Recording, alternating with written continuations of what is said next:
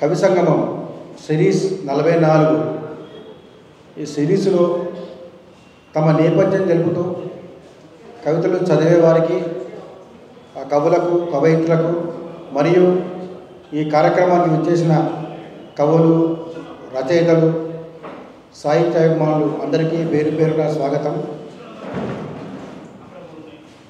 కవి సంగమం అనేది ఒక సాహిత్య వేదిక.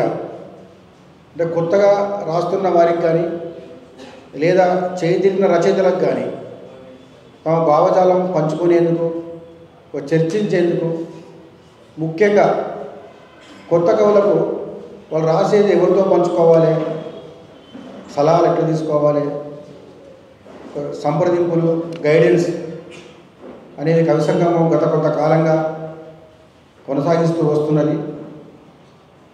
ఒక సాహిత్య వాతావరణంలో స్తబ్దత లేకుండా ఎప్పటికప్పుడు ఒక చలన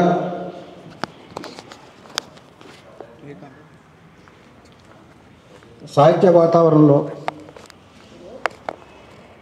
ఎప్పటికప్పుడు సాహిత్యాన్ని నమోదు చేస్తూ వస్తున్న కవి సంగమం నిర్వహిస్తున్న ఈ సిరీస్ 44వ సిరీసు. గతంలో ఊరూరా కవి సంగమం కూడా కొనసాగింది. ఇప్పుడు దీంట్లో మనకు సీనియర్ కవి కొండి మల్లారెడ్డి గారు, తర్వాత విఆర్ తుమ్ములూరి గారు, మరో కవయిత్రి లావణ్య సైదీశ్వర్ గారు, మహేష్ వేల్పుల గారు, ఈ నిజాం కాలేజీ విద్యార్థి పి వెంకటేష్ గారు, వీరి నేపథ్యాన్ని చెబుతూ వారి కవితలు మనకు వినిపిస్తారు.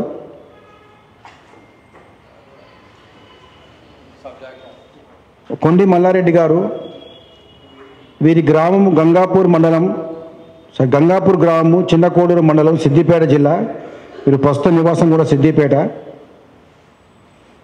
వీరు ఇప్పటికీ 9 పుస్తకాలు రాశారు. వీళ్ళు ఒకటి అలికిడి, ఇప్పుడు వీస్తున్న గాలి, శబ్దభేది, భిన్న ఋతువు, సన్స్ ఆఫ్ ద సాయిల్, ఇప్పుడొక ఊరు కావాలి, గూడు చెదిరిన దృశ్యం, 3 పాయాలు, ఇది కథా సంపుటి, చెట్టు కూలుచున్న తప్పుడు. ఇప్పటికీ 9 కథా కవిత్వ సంకలనాలు వెలువరించారు. అదే కాకుండా ఇంకొక 8 పుస్తకాలు వీరు సంపాదకత్వం కూడా వహించారు. అవి ఉద్యమ కెరటాలు, మొలకమండే, ఇరుసు, పూలబోనం, ఎనగర్ర, సిద్దిపేట కథలు, సిద్దిపేట జిల్లా సమగ్ర స్వరూపం మరియు కూడలి. వీరి సాహిత్య రచనకు రంజని కుందుర్తి వారు, అలాగే రాష్ట్ర స్థాయి రాధయ్య పురస్కారము, రంజని కుందుర్తి పురస్కారము, కామశెట్టి రాష్ట్ర స్థాయి పురస్కారము, పాలపిట్ట, వేమగంటి యువ సాహితీ, ఎక్స్రే, అలిశెట్టి ప్రభాకర్ మొదలగు ఈ సాహిత్య సంస్థలు గుర్తించి వాళ్ళకు పురస్కారాలు ప్రకటించారు. వారిని మీ కరతాళ ధ్వనుల మధ్య సాధారణంగా వేదిక మీదకి ఆహ్వానిస్తున్నాం.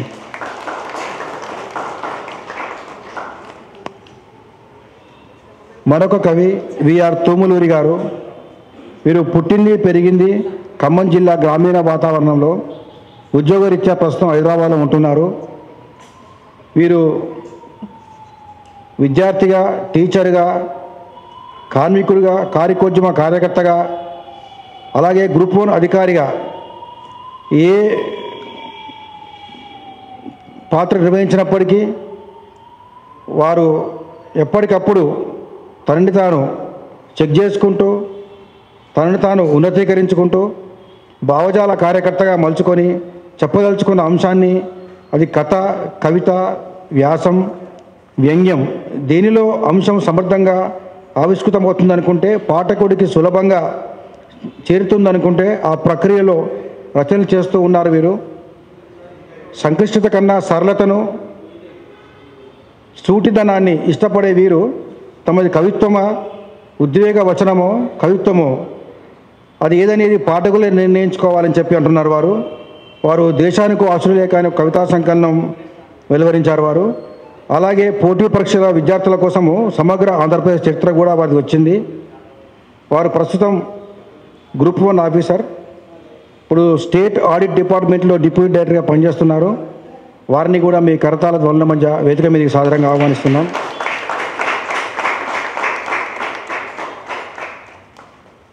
లావణ్య సిద్ధేశ్వర్ గారు, లావణ్య సైదీశ్వర్ గారు, వీరు 2016లో కలం సబడి కవితా సంకలనం వెలువరించారు. ప్రస్తుతం ఇప్పటికి కూడా ఎప్పటికప్పుడు సామాజిక పరిస్థితులను అవగాహన చేసుకుంటూ వారు నిత్యం కవిత్వం రాస్తూ మనకు అందిస్తున్నారు. వారు కూడా ఈ వేదిక మీకు రావాల్సిందిగా మీ కరతాల ధ్వనుల మధ్య కోరుతున్నాము.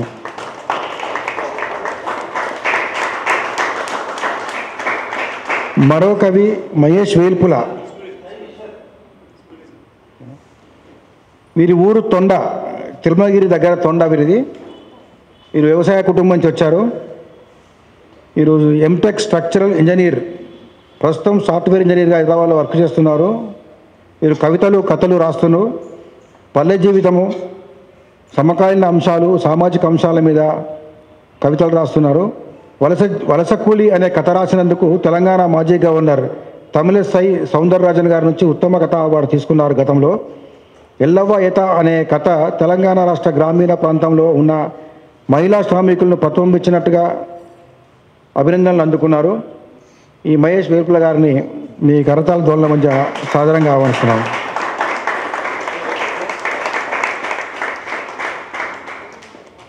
మరొక కవి పి వెంకటేష్, వీరు నిజాం కాలేజ్ ఎంఏ విద్యార్థి. వీరు సామాజిక స్ఫూర్తితో కవితలు ఇప్పుడిప్పుడు రాస్తున్నారు. వారిని కూడా వేదిక మీద చదివించడం చాలా మంచి ప్రయోగం. శ్రీ వెంకటేష్ గారిని ఇప్పుడు ఇక సభ ప్రారంభమవుతుంది. కొన్ని మల్లారెడ్డి గారు మీరు మీ నేపథ్యం చెప్తూ 4 కవితలు వినిపించండి సార్. అయితే ఇలా ఉన్న అందరూ కూడా మీ సాహితీ నేపథ్యం చెప్తూ మీరు మీ 3 or 4 కవితలు వినిపించండి. సమయాన్ని దృష్టిలో పెట్టుకొని వాళ్ళు చెప్తారు మనకు.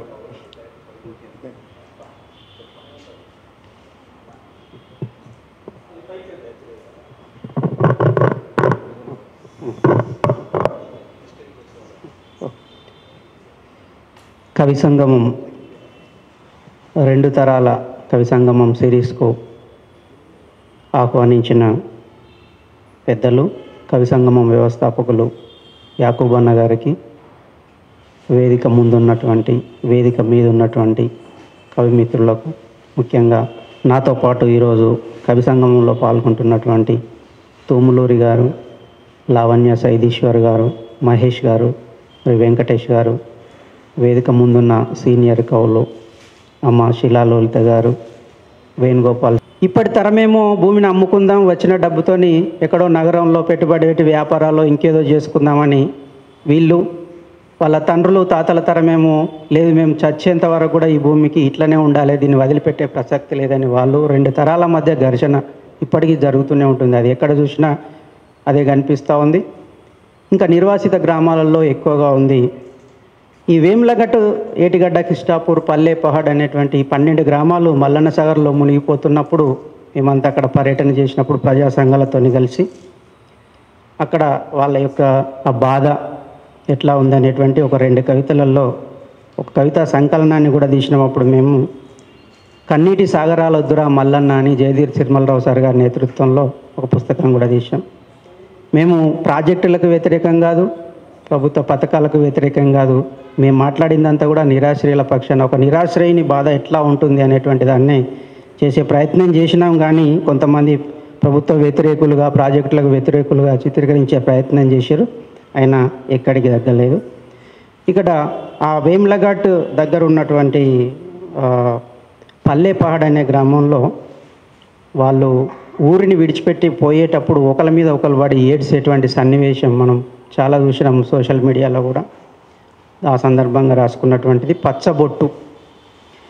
తెల్లవారితే ఏ పిట్ట ఏ చెట్టు మీద వాలుతుందో వీడని సందేహం, ఏ బతుకు ఎక్కడ తెల్లారుతుందో తెలియని సంశయం, ఎవరిని పలకరిస్తున్నా ఎడతెగని విషాదం, మౌనానికి మేకులు కొట్టి వాకిట్లో నిలబెట్టినట్టు ఎంత సముదాయిస్తున్నా గుప్పిట తెరుచుకున్న దుఃఖం గుమ్మంలోంచి ఎదురొస్తున్నట్టు.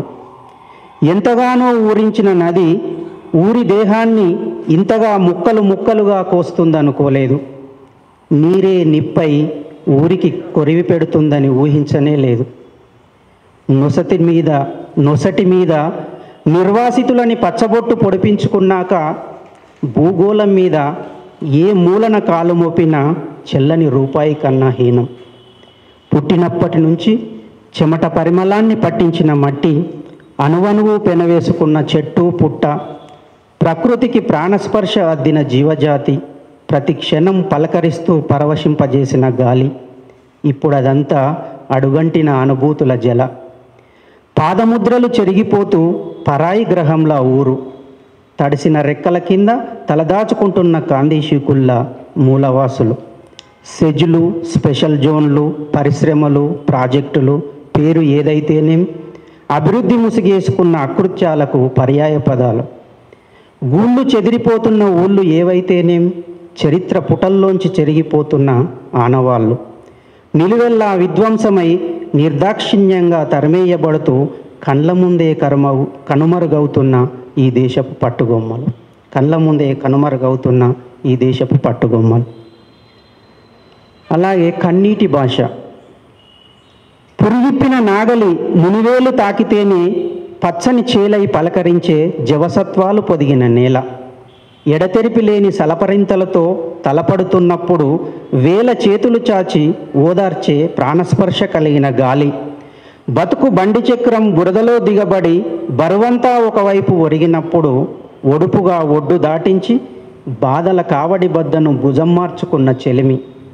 అలలా ఎగిసినప్పుడు, అమాంతం కుంగినప్పుడు నదిలా హత్తుకొని నడకలోని ఎత్తు పల్లాలను విడమర్చి సముదాయించి సాగనంపిన ఊరు. ముంపు పేర కొంప గోడు కనుమరుగైపోతుంటే విడిచిపోలేక వీడ్కోలు పలకలేక తలపడే శక్తి చాలక తాకట్టు విడిపించుకోలేక గుండె పగిలి దిగులుతో పొగిలిన దుఃఖ భాష. మట్టి మీద మమకారాన్ని చంపుకోలేక మౌనంగా నిలుచున్న తురాయి చెట్టు కలతపడి రాల్చిన కన్నీటి పూలతో ఎరుపెక్కుతున్న ఏటిగట్టు. గూడు ఖాళీ చేయించేస్తే గువ్వలు బెదిరిపోతాయనుకోవడం ఒక భ్రమ. గూడు ఖాళీ చేయించేస్తే గువ్వలు బెదిరిపోతాయనుకోవడం ఒక భ్రమ. సామూహిక గానమై సరికొత్తగా నిర్మించుకోవడమే ఇప్పటి కళ.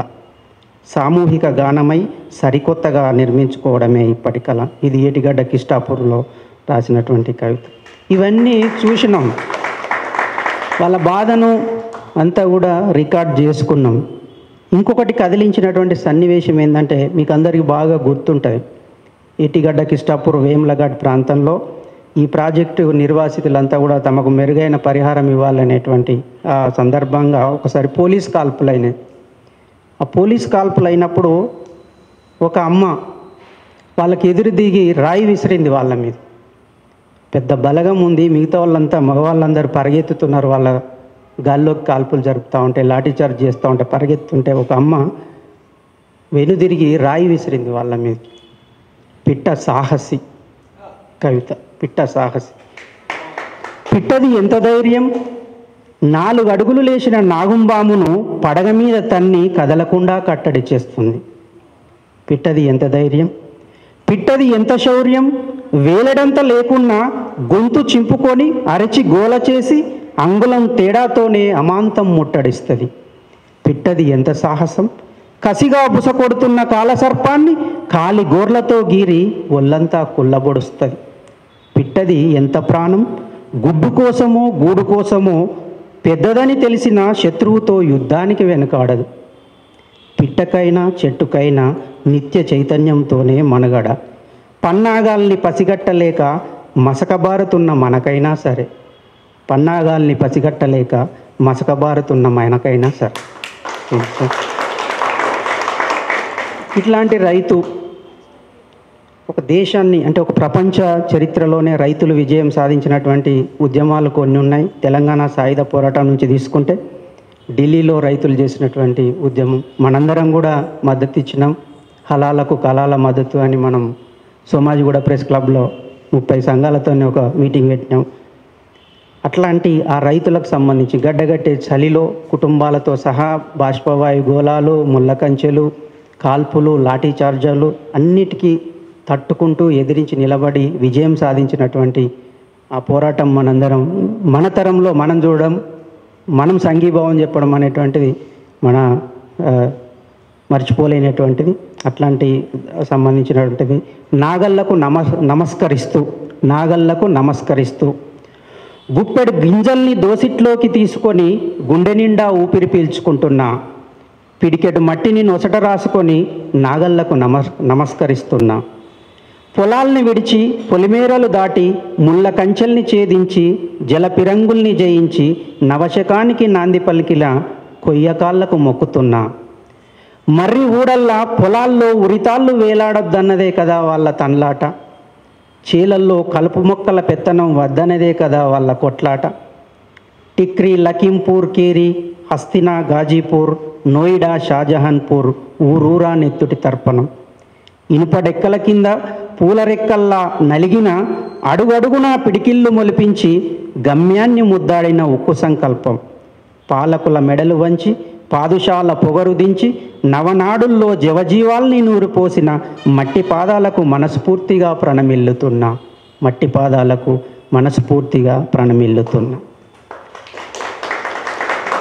అట్లాగే ఇంకో కవిత, ఒక రాత్రి అనేక దృశ్యాలు.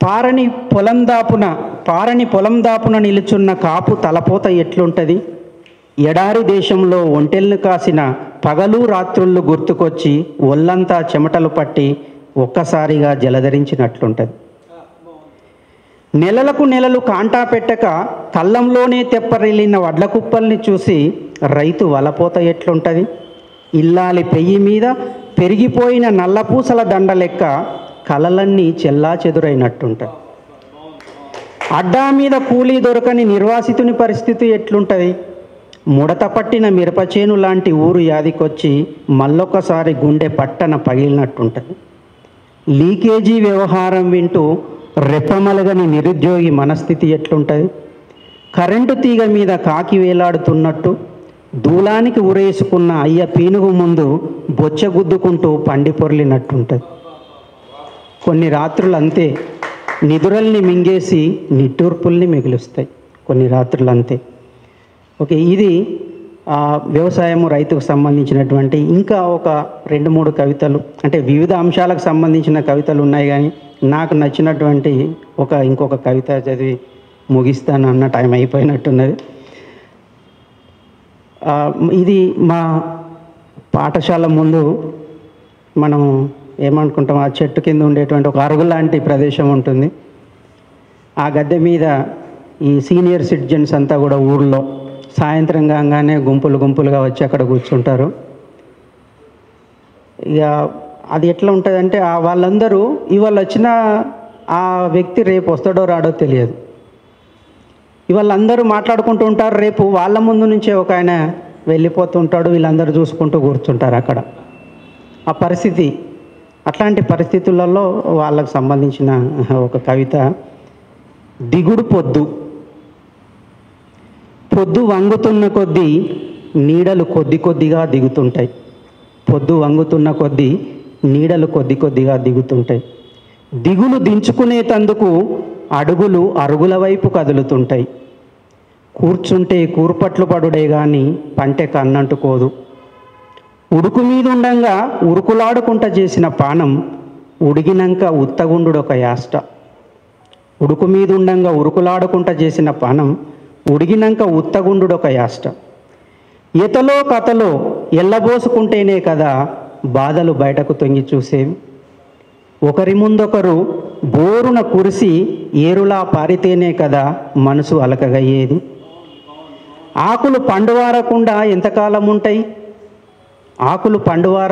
ఎంతకాలం ఉంటాయి, మిసమిసలాడిన ముఖం మీద ముడతలు అంతే, వేలు పట్టి నడిపిన బాల్యం, ఎగిరిపోయిన యవ్వనం, ఋతువులు మారకుండా ఉంటాయా, ముద్దు మురిపాలు అంతే, నలుపు తెలుపు ఏ రంగులైనా ఎంతసేపు, కొలనులో కలవల్ని కాంచిన చూపులిప్పుడు చుక్కలు మలిగిన ఆకాశం, ఇంపో సొంపో స్వరాలు ఏవైతేనేం, వినికిడి తెలియని చెవులిప్పుడు తంత్రులు తెగిన వీణలు. మునుంపట్టి చేసినప్పుడున్న పట్టు ఒట్టిపోతున్న కట్టెకెందుకుంటుంది?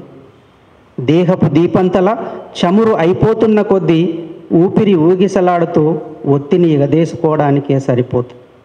కాలం కైత్కాలది. కాలు చప్పుడు కానీయకుండా ఏ అర్ధరాత్రో అపరాత్రో ఒకలకు తెలవకుండా ఒకల్ని గల్మ దాటిస్తుంటుంది. ఎప్పటికీ ఎండిపోకుండా ఉండేటందుకు మనం ప్లాస్టిక్ చెట్లమా ప్రాణమున్న పువ్వులం. ప్లాస్టిక్ చెట్లమా ప్రాణమున్న పువ్వులం. ధన్యవాదాలు సార్. ఈ వ్యవసాయ కుటుంబంలో ఒకటి, ఒక గ్రామీణ ప్రాంతంలో ఒకటి, ఇవాళ నిజాం కాలేజీ దాకా నన్ను తీసుకొచ్చిందంటే ఈ సాహిత్యం. ఇంతమంది పెద్దలు మీ ముందు ఈ 4 కవితలు చదివే అవకాశం కల్పించిందంటే కూడా ఈ సాహిత్యం. ఈ సాహిత్యానికి, ఆ వ్యవసాయానికి, ఆ గ్రామాలకు మళ్ళొక్కసారి శిరస్సు వంచి నమస్కరిస్తూ ఇంత మంచి అవకాశం కల్పించినటువంటి కవి సంగమం వ్యవస్థాపకులు యాకూబ్ అన్నకు మరియు మిత్రులందరూ కూడా పేరు పేరున ధన్యవాదాలు తెలియజేస్తూ సెలవు తీసుకుంటాను.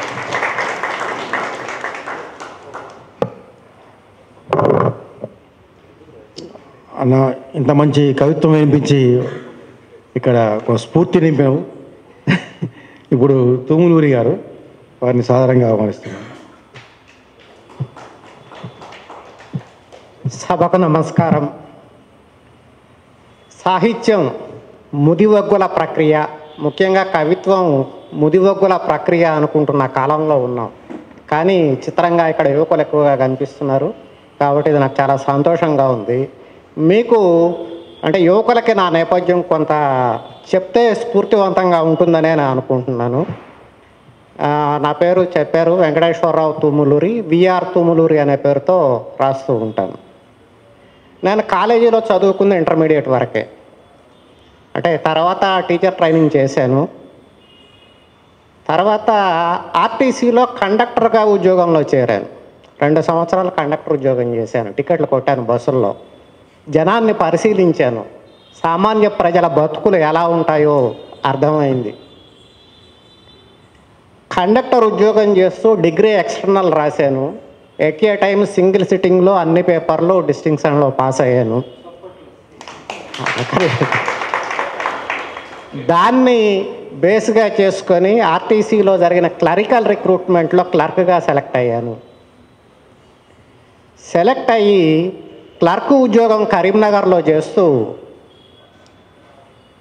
పీజీ తెలుగు కాకతీయ యూనివర్సిటీలో చేసి తెలుగులో డిస్టింక్షన్లో మళ్ళీ పీజీ కూడా కంప్లీట్ చేసుకున్నాను.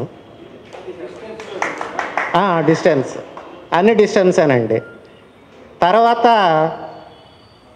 హైదరాబాద్ వచ్చాను. అయితే ఇక్కడ నేను చెప్పదలుచుకుంది ఏంటంటే, విద్యార్థి ఉద్యమంలో ఎస్ఎఫ్ఐ ఉద్యమంలో నా సీనియరు అన్న యాకూబ్ గారు, మా ముందు తరం ప్రతినిధి.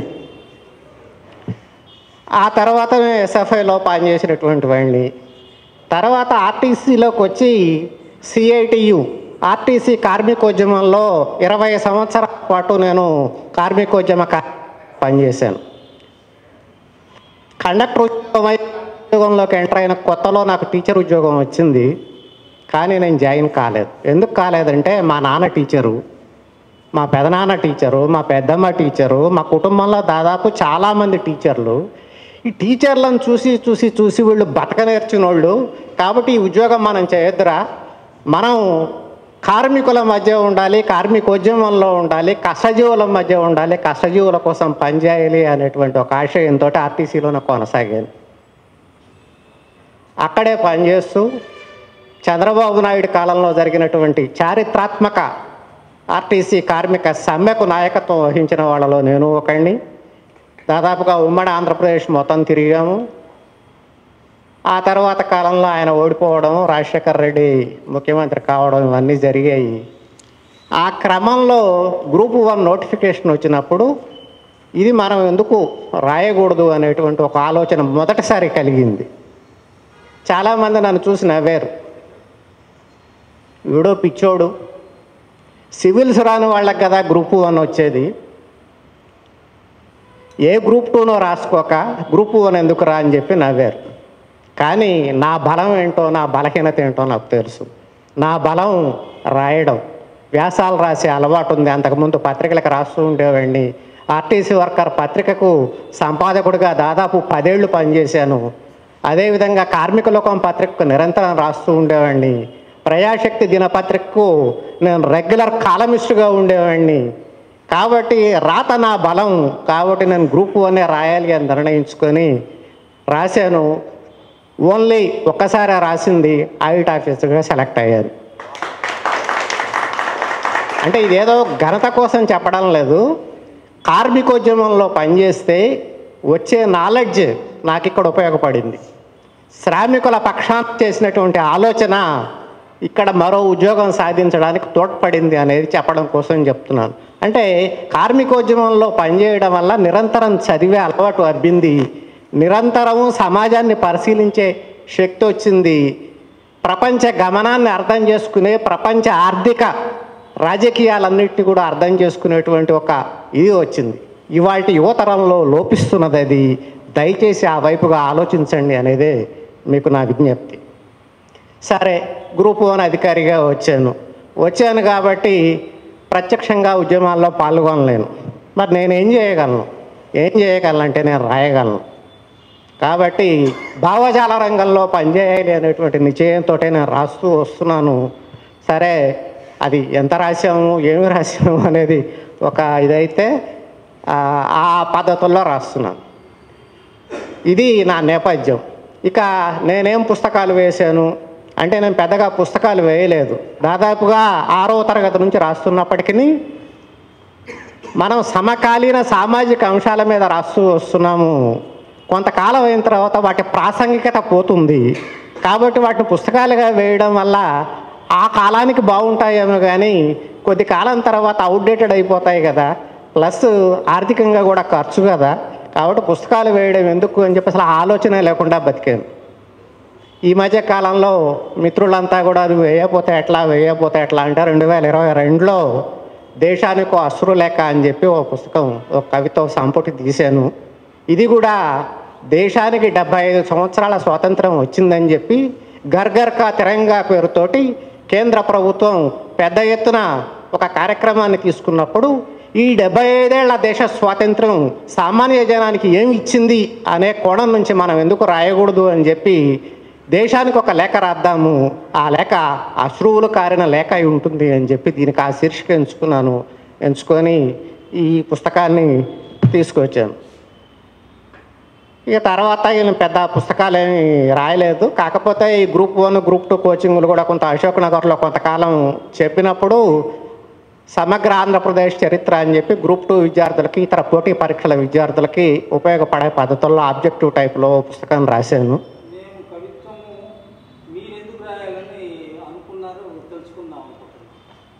కవిత్వం ఎందుకు రాయాలి అనుకున్నాము అంటే చిన్నప్పుడు మా మేనమామ శాఖమూరి శివప్రసాద్ అని ఉండేవాడు. ఆయన అప్పుడు ఆ రోజుల్లో ఉన్నటువంటి రాడికల్ ఉద్యమంలో పనిచేస్తూ వరవరరావు గారితో పాటు జైల్లో ఉన్నారు. ఆయన వరంగల్ జైల్లో కొంతకాలం. ఆయనకి కవిత్వం రాసే అలవాటు ఉంది. జనరల్గా ఏదో జెనెటిక్ అంటుంటారు, మరి అది జెనెటిక్గా నాకు అబ్బిందా లేదా తెలీదు. అట్లాగే మా తాతగారు రావెళ్ళ వెంకటరామారావు గారు తెలంగాణ తొలి గేయ రచయిత, ఆయన కూడా నాకు స్ఫూర్తి. అట్లా చిన్నప్పటి నుంచే కొంచెం అది అబ్బింది. కవిత్వంలో నేను గమనించింది ఏంటంటే సూటిగా స్పష్టంగా డైరెక్ట్గా చెప్పగలుగుతాం. కథ రాసామనుకోండి కొంత ప్రొలాంగ్డ్గా చెప్పాలి, అది రాయడానికి కూడా ఓపిక ఎక్కువ ఉండాలి, పాత్రలు ఎక్కువ ఉండాలి. నవల రాయాలంటే ఇంకా ఉండాలి, వైశాల్యం ఎక్కువ. సూక్ష్మంలో మోక్షంలాగా చిన్న దీంట్లోనే బలమైన సందేశాన్ని కవిత్వం ద్వారా ఇవ్వచ్చు అనేటువంటి భావనే నన్ను ఈ వైపుకి ఎక్కువగా నెట్టింది. ఇది నా కవిత్వ నేపథ్యం. సరే, ఇప్పుడు నేను రాసిన కొన్ని కవితలు చదివి వినిపిస్తాను. వృత్తులు మారుతున్నాయి. ఇప్పుడు మనం పొద్దున్నే పాలు వేసే పాలబ్బాయి దగ్గర నుంచి, పేపర్ వేసే పేపర్ బాయ్ నుంచి, అమెజాను, ఫ్లిప్కార్టు డెలివరీ తెచ్చి ఇచ్చే రకరకాల ఎలక్ట్రానిక్స్ ఇంకోటి తెచ్చిచ్చే వాళ్ళ దగ్గర నుంచి, జెప్టోలో లేదా బిగ్ బాస్కెట్లో కొత్తిమీర కట్ట కూడా తెచ్చిచ్చే వ్యక్తుల దగ్గర నుంచి, దాదాపుగా హైదరాబాద్ నగరంలో 30,000 నుంచి 50,000 మంది గిగ్ వర్కర్స్ పనిచేస్తున్నారు. వాళ్ళ జీవితాలని పరిశీలించి నేను రాసినటువంటి కవిత డెలివరీ బాయ్. కాలంతో నువ్వు, నీతో కాలము తెలియదు కానీ మీ పోటీ అబ్బురపరుస్తుంది. సమస్త ప్రపంచాన్ని మోస్తూ నువ్వు, సకల వినిమయాన్ని కాంక్షిస్తూ నేను. నీ బిడ్డకు పాలు తాగిస్తావో లేదో కానీ నా సుప్రభాతపు టీ సేవనంలో నువ్వు గుబాళిస్తావు. నువ్వు విసిరిన దినపత్రికలో ప్రపంచం మొత్తాన్ని దర్శిస్తాను నేను. నీ బతుకు వేతనం మాత్రం పట్టనట్లు ఊరుకుంటాను. 30 నిమిషాల్లో డెలివరీ లేకుంటే ఉచితం.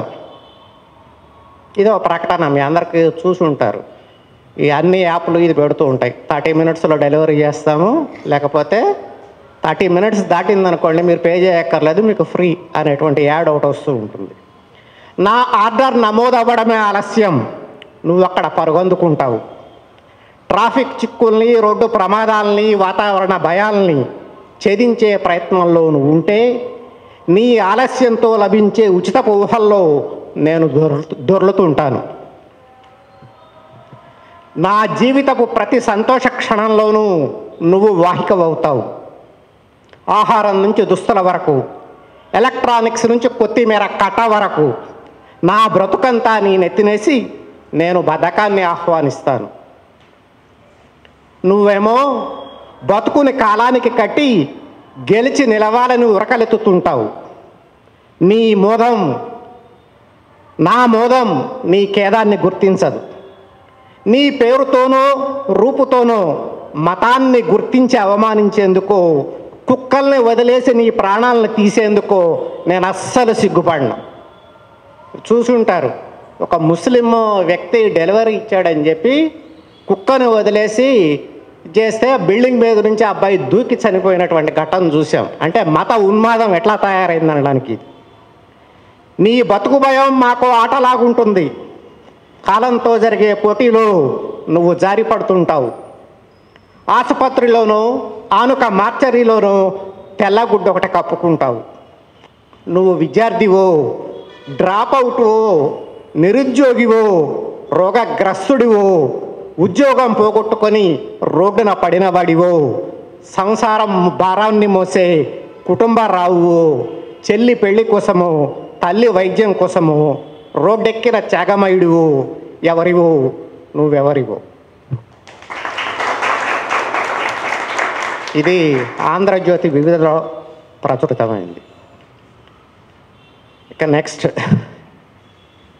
తెలుగు నాట దాదాపుగా రోజుకొక కవిత్వ సంపుటి వెలువడుతున్నది. సంవత్సరంలో 365కు తక్కువ కాకుండా పుస్తకాలు అచ్చవుతున్నాయి. చాలామంది పోటీలు నిర్వహించినప్పుడు 300 నుంచి 500 కవిత్వ సంపుటులు పోటీలకు వస్తున్నాయి అనేది ఉన్న సమాచారం. ఈ పుస్తకాలన్నిటిల్లో ఉన్నది కవిత్వమేనా? వీటిల్లో ఉందంతా బతికేనా? ఏమి రాస్తున్నారు ఏమిటి అనే దాని మీద ఈ ఆవిష్కరణ సభలు జరుగుతూ ఉంటాయి కదా, వాటి గురించి రాసినటువంటి ఒక కవిత, చిన్న కవిత. శీర్షిక ఎవరు చెప్పాలి. ఆవిష్కరణ సభలో ఒక పువ్వు రెక్క విప్పుకుంది. దాని అందం అద్భుతం అన్నాడు ఒకడు, దాని పరిమళం అమోఘం అన్నాడు ఇంకొకడు, ప్రకృతి పరవశం చెంది ప్రసవించిందన్నాడు మరొకడు. 10 మంది చేరి భుజకీర్తులు తగిలించారు. నిత్య భజన పరులు ఘనకీర్తులు పాడారు. పరస్పర కుచమర్దనాలు నిత్యమైన చోట అది ఒట్టి ప్లాస్టిక్ పువ్వని ఎవరు చెప్పాలి? ఇది కవిత. తర్వాత మనమంతా పల్లెటూరుల నుంచి వచ్చిన వాళ్ళమే అయి ఉంటాము. సరే, ఇప్పుడు కొంతమందికి ఇక్కడ పుట్టి పెరిగి ఉండొచ్చు, కానీ మా తరంలో గ్రామీణ నేపథ్యం నుంచి వచ్చిన వాళ్ళమే. ఇప్పటికీ మొన్న దసరాకు కూడా ఊరికి పోయి వచ్చాం. దసరాకి ఊరికి వెళ్ళి ఊరిని చూసినప్పుడు ఎలా ఉంది? శీర్షిక ఊరి పద్యం. మా ఊరిప్పుడు మహారాకాశిలా సాగే బాట పక్కన ముడుచుకు పడుకున్న కుక్కపిల్ల. మా ఊరిప్పుడు మహారాకాశిలా సాగే బాట పక్కన ముడుచుకు పడుకున్న కుక్కపిల్ల. మా ఊరిప్పుడు 3 కాళ్ళతో నడయాడే ముదివొగ్గుల వృద్ధాశ్రమం. మా ఊరిప్పుడు దేశాల బాట పట్టిన బిడ్డల కోసం ఎదురు చూసే చకోరం. మా ఊరిప్పుడు పలకరింపును ఫోన్లలో వెతుక్కునే యశోధర. మా ఊరిప్పుడు సీరియళ్ల ద్వేషాన్ని కప్పుకున్న టీవీల జిలుగు తెర. మా ఊరిప్పుడు భరోసా కోసం అంగలార్చే రైతుల నాగేటి సాలు. మా ఊరిప్పుడు కడుపు కోసం కైకిలయ్యే కూలీల అన్న ముద్ద. మా ఊరిప్పుడు పింఛన్లు రేషన్ కార్డుల మధ్య నలుగుతున్న ఓట్ల పెట్టె. మా ఊరిప్పుడు పాడే మోసే నలుగురు కోసం వెతుక్కుంటున్న వల్లకాడు. ఇది ఊరి పద్యం. ఆంధ్రజ్యోతి వివిధలో అచ్చయింది ఇది. ఇక చివరిగా లాస్ట్ కవిత. దీన్ని ఒక అనువాద కవితని చదివి వినిపిస్తాను. రవీంద్రనాథ్ ఠాగూర్ రాసినటువంటి ఒక ప్రసిద్ధ కవితకి ఇది అనువాదం. చాలామంది చేశారు అనువాదాలు, అయితే నాదైన శైలిలో ఈ అనువాదం. శీర్షిక కలిసుందామా కలకాలం. నే గతించిన కాలాన కార్చే కన్నీటి చుక్కను నే బ్రతుకున్నప్పుడే నాకు చూపగలవా? నా మృత శరీరంపై నువ్వుంచే పుష్ప సోయగాన్ని నే బతికున్నప్పుడే నా కన్నుల్లో నిలపగలవా? నా కోసం నువ్విచ్చే సంతాప వాక్యాలను నే బ్రతికున్నప్పుడే వినిపించగలవా? నా దోషాలను పరిహరించగలిగే నీ హృదయ వైశాల్యాన్ని నే బ్రతికున్నప్పుడే వెల్లడించగలవా? నా అంతర్ధానాన నువ్వు వస్తే ఏం రాకపోతే ఏం, ఇప్పుడొక్కసారి వచ్చి కలిసిపోగలవా? నా పార్థివ దేహంతో గడిపే అనంతర క్షణాలను ఇప్పుడే నాకు పంచగలవా? నా మరణ వార్త విని సుదీర్ఘ మౌనాన్ని ఛేదించుకొని సాగే నా ఇంటి దారిని ఇప్పుడే చేరగలవా? ఏ దురదృష్ట క్షణం ఎప్పుడెవరిని మోసుకెళ్తుందో ఆలోపు నీ వారందరినీ హృదయంతో చుట్టిరాగలవా? ఒంటరిగా నే చెప్పగలను, కలిస్తేనే కదా మాట్లాడుకోగలం. ఒంటరిగా నే సంతోషించగలను, కలిస్తేనే కదా పంచుకోగలం. ఒంటరిగా నే హాసం చిందించగలను, కలిస్తేనే కదా గలగలా నవ్వగలం. కలిసుందామా కలకాలం పెన వేసిన బంధాల కోసం. Thank you all. యువ మిత్రులకి ఒక చిన్న విన్నపం. నా కారులో ఈ పుస్తకాలు ఉన్నాయి, ఒక 7-8 ఉన్నట్టున్నాయి. పార్కింగ్లో ఉంది. కొంచెం కలిస్తే నేను అక్కడ ఇస్తాను, ఎందుకంటే యువతరానికి చేరాలన్నదే నా కోరిక. Thank you all.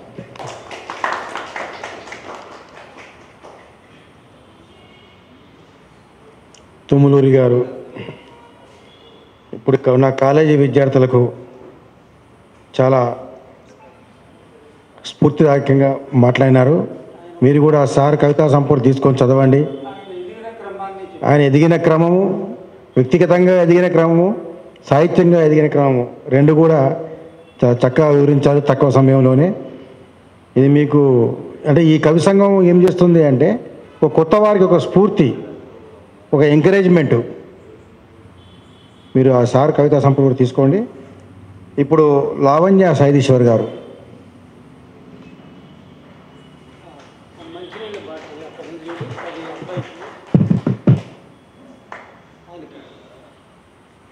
అందరికీ నమస్కారం.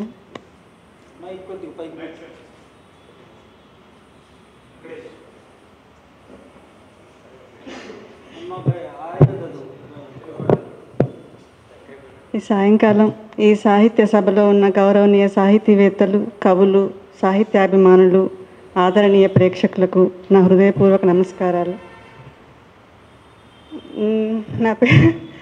నేను కవిత్వం మొదలుపెట్టింది 2015 నుంచి రాయడం మొదలుపెట్టాను.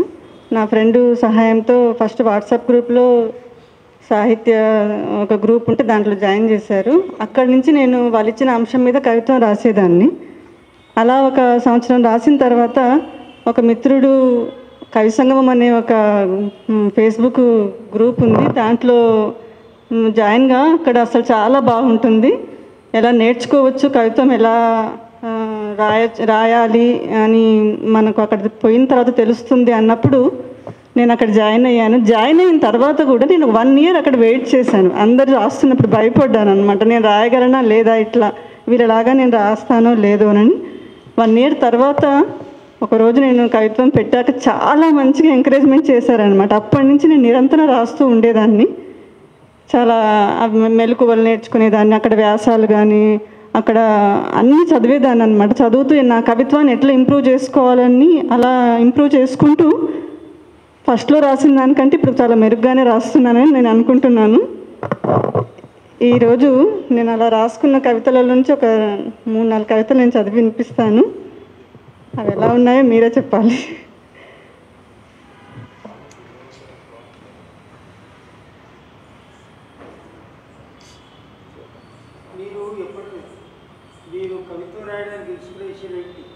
ఇన్స్పిరేషన్ అంటే అట్లనే ఏం లేదు. నేను మామూలుగా ఇంట్లో ఎవరికైనా బర్త్డేస్ అట్లా అవుతున్నప్పుడు కానీ నేను ఏదో నాకు తోచింది ఫస్ట్ రాసేదాన్ని. తర్వాత మా ఫ్రెండ్ చూసి దీన్నే కవిత్వం అంటారు, నువ్వు ఎందుకు గ్రూప్లో రాయకూడదు అని అలా నన్ను జాయిన్ చేశారనమాట. అసలు నాకు ఇన్స్పిరేషన్ అంటూ అట్లా మొదలు పెట్టలేదు నేను. తర్వాత అక్కడ ఆ గ్రూప్లో జాయిన్ అయిన తర్వాత నేను శ్రీశ్రీ గారివి, బాలగంగాధర్ తిలక్ గారివి, అలిశెట్టి ప్రభాకర్ గారివి చల్లం పుస్తకాలు, తర్వాత చాలా అసలు గుంటూరు శేషేంద్ర శర్మ పుస్తకాలు ఇలా చదువుతూ వచ్చేదానన్న. చదువుతున్నప్పుడు ఇలా కాదు రాయాల్సింది కవిత్వము, ఇంకా చాలా ఉంది అని అనుకున్న టైంలో నేను కవి సంగమంలోకి జాయిన్ అయ్యాను అనమాట. అప్పుడు నాకు అసలు కవిత్వం ఏంటి అన్నది నాకు అర్థమైంది.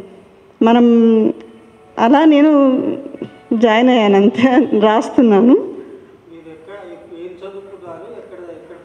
నేను BA చేశాను. నేను నల్గొండ జిల్లా హాలియా మా గ్రామం. అక్కడి నుంచి తర్వాత హైదరాబాద్లో స్థిరపడ్డాం మేము. ఇప్పుడు ప్రజెంట్ నాకు 2 పిల్లలు, మా వారు జర్నలిస్టు మన తెలంగాణ పత్రికలో. ఓకే, ఇప్పుడు నేను ఇంతకంటే నేనేం చెప్పుకోలేను. అవును, నేను ఒక బుక్ వేశాను 2019లో, కలం సవ్వడి అనే ఒక పుస్తకం తీసుకొచ్చాను. తర్వాత ఇంకా తీసుకొద్దామని ప్రయత్నంలో ఉన్నాను. నా ఒక కవిత చదివి వినిపిస్తాను. నేను నేలను, నాలో ఏ అడుగులు పడతాయో నాకు తెలుసు. కొన్ని ప్రార్థనల వలె మృదువుగా, కొన్ని యుద్ధపు గర్జనల వలె నన్ను చీల్చుకుంటాయి. నాలో ఏ అడుగులు పడతాయో నాకు తెలుసు. కొన్ని ప్రార్థనల వలె మృదువుగా, కొన్ని యుద్ధపు గర్జనల వలె నన్ను చీల్చుకుంటాయి. నా మట్టి పొరల్లో కాలం చెక్కిన గాయాల స్మృతులు దాగి ఉన్నాయి. ప్రతి బిందువులో రక్తం కాదు, ఒక మనిషి ఊపిరి నిద్రపోతుంది. ప్రతి బిందువులో ఒక రక్తం కాదు, ఒక మనిషి ఊపిరి నిద్రపోతుంది. నేను చూసిన యుద్ధం కేవలం హింస కాదు, కేవలం మారణహోమము కాదు, అది ఒక ప్రశ్న. ఎందుకు ప్రతి గాయం తర్వాత మనిషి మళ్ళీ ఆయుధం ఎత్తుతాడు? ఎందుకు ప్రతి గాయం తర్వాత మనిషి మళ్ళీ ఆయుధం ఎత్తుతాడు? నా మట్టిలో పూసే పూలు కూడా ఆ ప్రశ్నకు సమాధానం చెప్పలేక వడలిపోతాయి. రాత్రి గడుస్తుంది, ఆకాశం నన్ను కప్పేస్తుంది, కానీ నా లోపల ఇంకా తుఫాను, రక్తపు రంగు మసకబారిన వీరుల ఊపిరి మాత్రం ఇంకా వేడిగానే ఉంది. రాత్రి గడుస్తుంది, ఆకాశం నన్ను కప్పేస్తుంది, కానీ నా లోపల ఇంకా తుఫాను, రక్తపు రంగు మసకబారిన వీరుల ఊపిరి మాత్రం ఇంకా వేడిగానే ఉంది. పిల్లల నవ్వులు ఎక్కడో ఆగిపోయాయి, వాటి ప్రతిధ్వని నా లోతుల్లో తిరుగాడుతోంది. వీధులు మౌనంగా నిద్రపోతున్నా నేను మాత్రం మెలకువలోనే. తండ్రి గుండె పగిలిన శబ్దం, తల్లి పిలుపు, సైనికుడి చివరి ఊపిరి ఇంకా నా శ్వాసలో కలిసి ఉన్నాయి. తండ్రి గుండె పగిలిన శబ్దం, తల్లి పిలుపు, సైనికుడి చివరి ఊపిరి ఇంకా నా శ్వాసలో కలిసే ఉన్నాయి. నా నొప్పి వేదన కాదు, ఒక జ్ఞాపకం. నా శూన్యం భయం కాదు, ధైర్యం మొలిచే గర్భం. నేను నేలను, నా గాయాలన్నీ చరిత్రగా మారుతున్నాయి. నేను నేలను. నా గాయాలన్నీ చరిత్రగా మారుతున్నాయి. కొత్త పూలు పూస్తున్నాయి. రక్తం ఇక నేలపై పారదు. నా శ్వాస శాంతిని కాపాడే గీతమవుతోంది. మరో కవిత.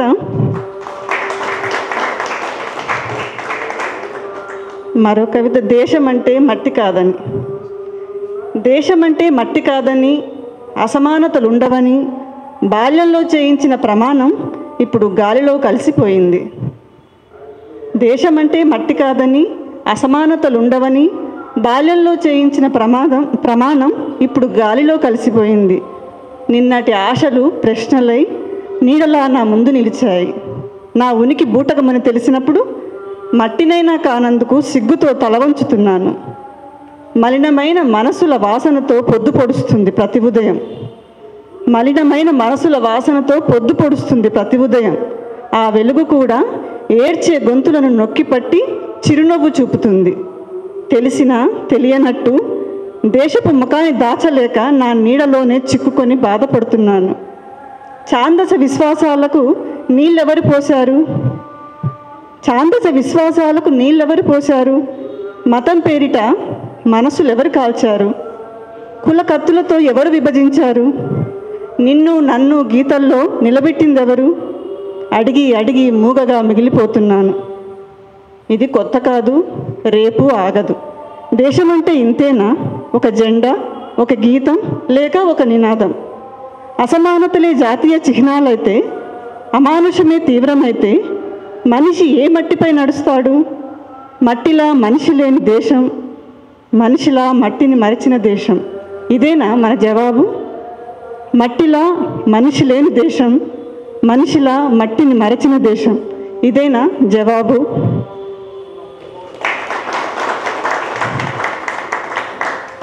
సిగ చుట్టుకున్న రాత్రి. వరదలు వచ్చి ఇట్లా తెల్లవాళ్ళు జనాలందరూ లేచి ఉంటారు కదా, ఆ సిచ్యువేషన్ని రాసుకున్నాను అనమాట. సిగ చుట్టుకున్న రాత్రి.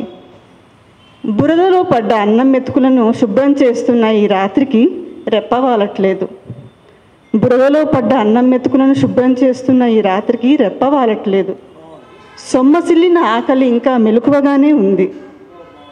తడిసిన కన్నీటి బ్రతుకులను ఆరేసిన నట్టింట్లో ఖాళీ స్థలం నీటి అలలపై తేలి ఆడుతోంది.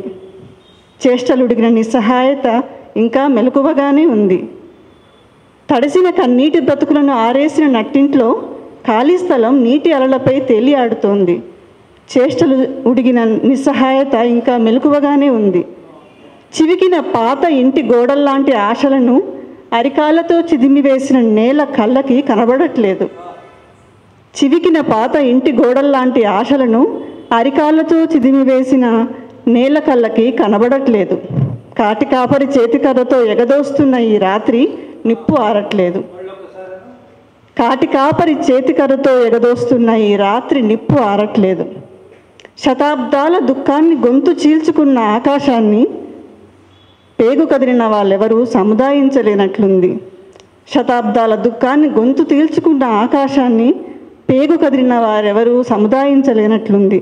ముసురులో చిక్కుబడ్డ ప్రాణాన్ని సిగచుట్టుకున్న ఈ రాత్రి తడిసిపోయిన వాళ్ళ కోసం వణుకుతున్న గుండెతో మెలకువగానే ఉంది.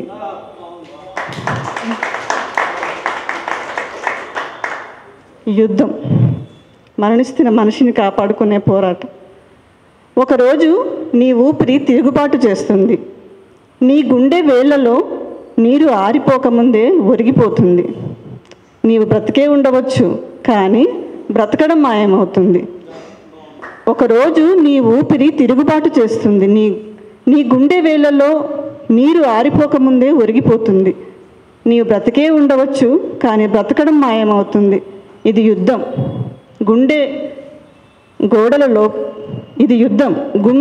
గోడల లోపల గులాబీలా ఉన్న మనసు సూదిగా మారే యుద్ధం. గులాబీలా ఉన్న మనసు సూదిగా మారే యుద్ధం. శత్రువు బయట నుండి రాడు, అతను నీలోనే దాగి ఉన్నాడు.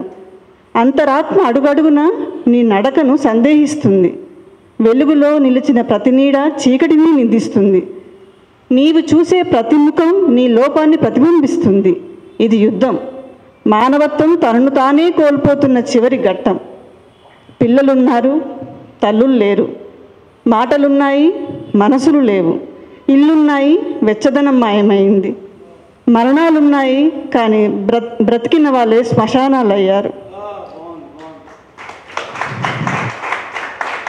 ఇది తుపాకీ శబ్దం, మౌన హింస, నోరు మూసుకొని విలపించే మానవ జాతి నిశ్శబ్దం. ఇక్కడ ఒక తల్లి తన బిడ్డను మోసే శరీరం మాత్రమే. ఇక్కడ ఒక తల్లి తన బిడ్డను మోసే శరీరం మాత్రమే. ఆమె మనసుకు స్థానం లేదు, కన్నీళ్లను పారనివ్వలేదు. ఇది యుద్ధం. శాస్త్రం మనిషిని దాటి విలువలు మింగేస్తున్న యుద్ధం. చివరికి ఒక బాలుడు అడుగుతాడు, నన్ను ఎవరు కన్నారు? మౌనం సమాధానం అవుతుంది. రాలిన ఆకుల నిశ్శబ్దం అతని మనసును కప్పేస్తుంది. ఇది అంతరంగ యుద్ధం, కాలంలో కనిపించని విరోధం, మన చేతులతో మనమే పోరాడే క్షణం. ఇది మానవత్వానికి చివరి అవకాశం. ఇప్పుడు నువ్వు చెప్పు, ఈ యుద్ధంలో నీవు ఏ వైపు? ఇప్పుడు చెప్పు, ఈ యుద్ధంలో నీవు ఏ వైపు? ఒక క్షణం నీలో చూసుకో. పోరాడుతున్నావా లేక మౌనంగా ఓడిపోయావా?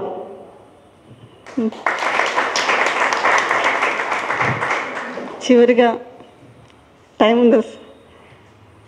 చివరిగా నివురు కప్పుకున్న నిజం.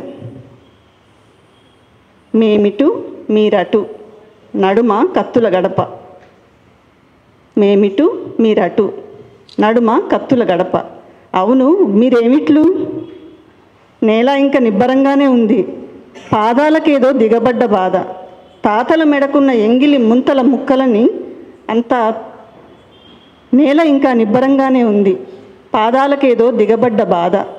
తాతల మెడకున్న ఎంగిలి ముంతల ముక్కలవి, అంతా తడితడి, కమిలిన కన్నీళ్ళ చిత్తడి. ఇంతకు మీరేమిట్లు? చూపులు చీరుకుపోతున్నాయి. కుప్పకూలిన కాలానికేమో కదలిక లేదు. గతాన్ని తవ్వుకుంటున్న గడియారపు ముళ్ళ నుండి మొలలకు కట్టిన తాటాకు చప్పుడు చెదిరిన నీడలింకా మూలుగుతూనే ఉన్నాయి. దాహం దాహం. చూపులు చీరుకుపోతున్నాయి. కుప్పకూలిన కాలానికేమో కదలిక లేదు. గతాన్ని తవ్వుకుంటున్న గడియారపు ముళ్ళ నుండి మొలలకు కట్టిన తాటాకుల చప్పుడు చెదిరిన నీడలింకా మూలుగుతూనే ఉన్నాయి. దాహం దాహం. మిమ్మల్ని మీరేమిట్లు? మాటలు మారణాయుధాలవుతున్నాయి. మాటలు మారణాయుధాలవుతున్నాయి. పవిత్రం, పరిశుద్ధం, వీటి అర్థాలు ఎన్నడూ ఒకటి కావు కదూ. పవిత్రం, పరిశుద్ధం, వీటి అర్థాలు ఎన్నడూ ఒకటి కావు కదూ. ఇక్కడ దాహం ఎప్పుడు ద్రోహమే. ఎండిన గొంతుల నిండా హోరుమంటున్న నిశ్శబ్దం. ఇక్కడ దాహం ఎప్పుడు ద్రోహమే. ఎండిన గొంతుల నిండా హోరుమంటున్న నిశ్శబ్దం. అన్నట్లు మీరంతా మా వాళ్ళేనా? ఆక్రోశం నరాలు తెంపుకుంటున్న సమయం. నట్టింట్లోంచి వీధి చివరి దాకా, నడిబొడ్డు నుండి దేశ ముఖచిత్రం దాకా నిలబడిందెవరో బదులుండదు. చెరచబడ్డ ఆడవాళ్ళెవరో, తెగిపడ్డ బొటనవేళ్ళెవ్వరివో, తగలబడుతున్న వాళ్ళెంతమందో తప్పు. ప్రశ్నించడమే నేరం. నిండిన బందికానాల లెక్కలు తేలవు. చీకటి గదుల్లోకి ఎవరూ తొంగి చూడరు. క్యాలెండర్లో విడుదలకు తారీఖులు ఉండవు. కళ్ళ గంతలు విప్పి చూడలేని తనం. అంతా బహిరంగ రహస్యం. దూరం దూరం. చరిత్ర తోవంతా పెనుచీకటి. కాంతి పుంజాలమైన కలుపుకుపోలేదు. ఎన్నేళ్ల మైల ఇది? ఊరి లోపల ఉన్న ఊరవతలనే ఉన్నట్లుంది. ఎన్నేళ్ల మైల ఇది? ఊరి లోపల ఉన్న ఊరవతలనే ఉన్నట్లుంది. అందరిలో నిల్చున్న అగాధంలో పడినట్లుంది. దేశమా, ఇప్పటికైనా బదిలివ్వు, మేమేమిట్లో. ధన్యవాదాలు. నాకు ఈ అవకాశం ఇచ్చిన యాకూబ్ సార్కి, శిలాలత మేడం, కవి సంగమం గ్రూప్కి హృదయపూర్వక నమస్కారాలు తెలియజేసుకుంటున్నాను.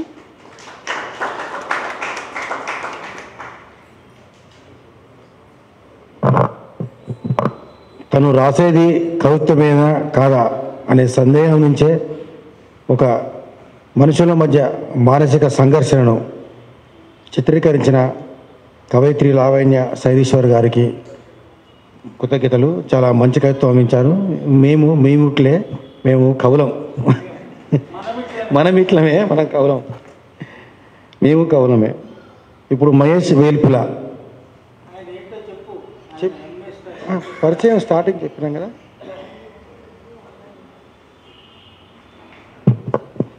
అందరికీ నమస్కారం.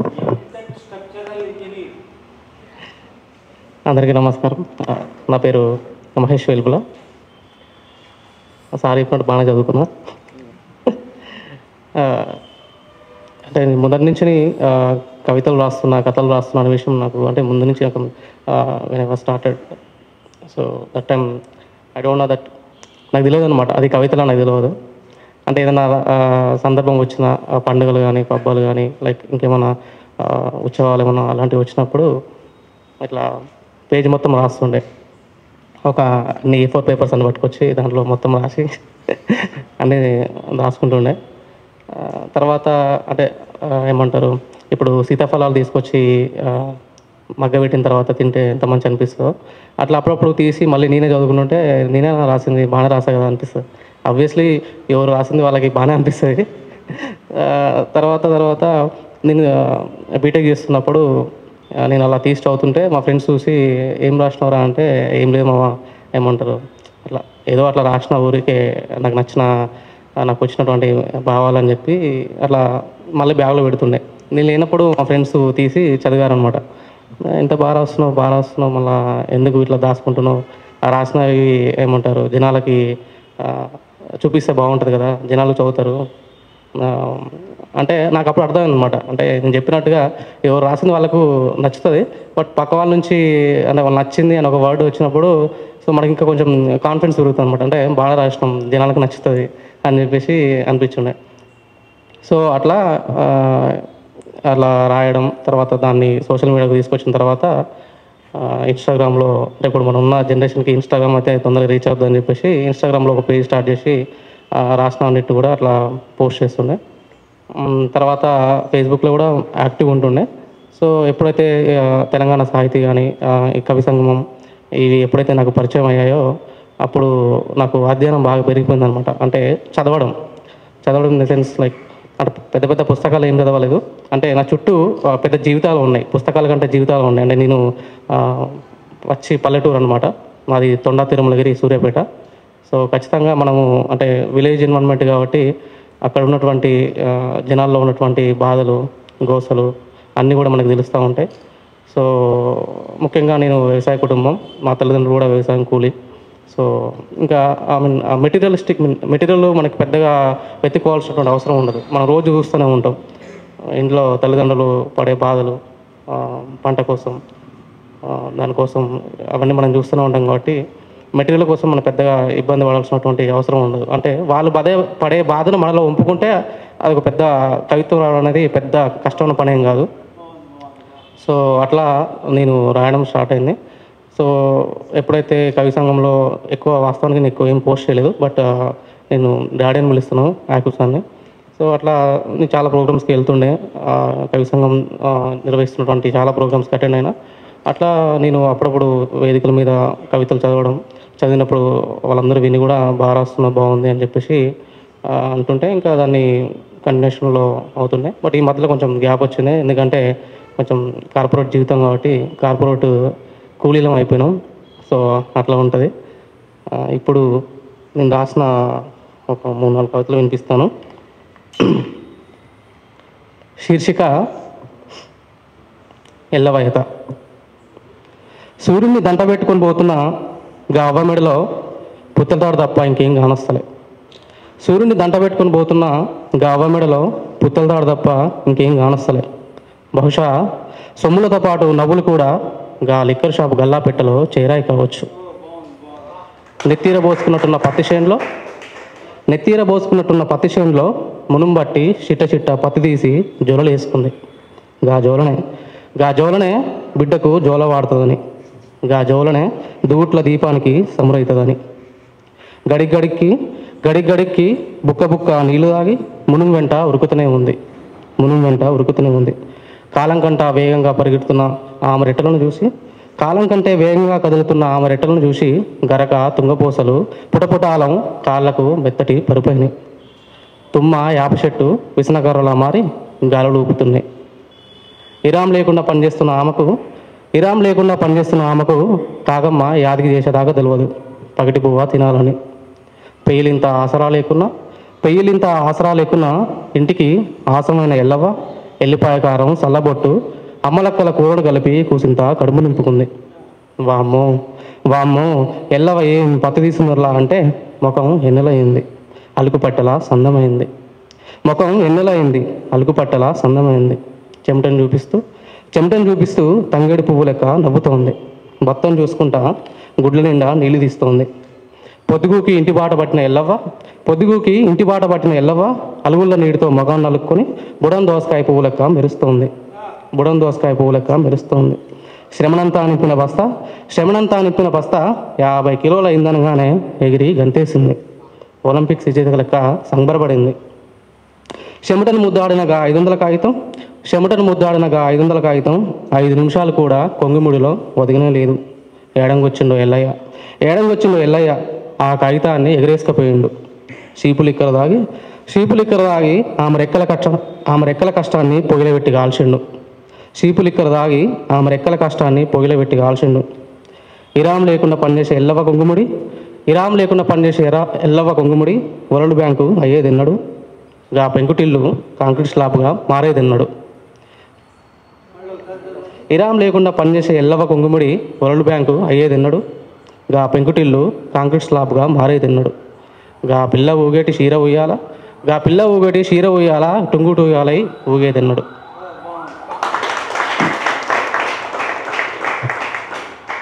ఇంకో కవిత, ఇది పాలస్తీనా ఇజ్రాయెల్ నేపథ్యంలో రాసినటువంటి కవిత.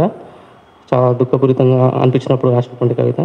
శీర్షిక దేశం ఉండేదట. నక్షత్రాలు పొడిచే ఆకాశాన్ని నేనిక చూస్తానా, రాకెట్ లాంచర్లు చీల్చని కలలను ముద్దాడుతానా. భూమి భయపడుతోంది, గుక్కపట్టి రక్తాన్ని కారుస్తోంది. శిథిల చరిత్రను రాయాలని నీకెంత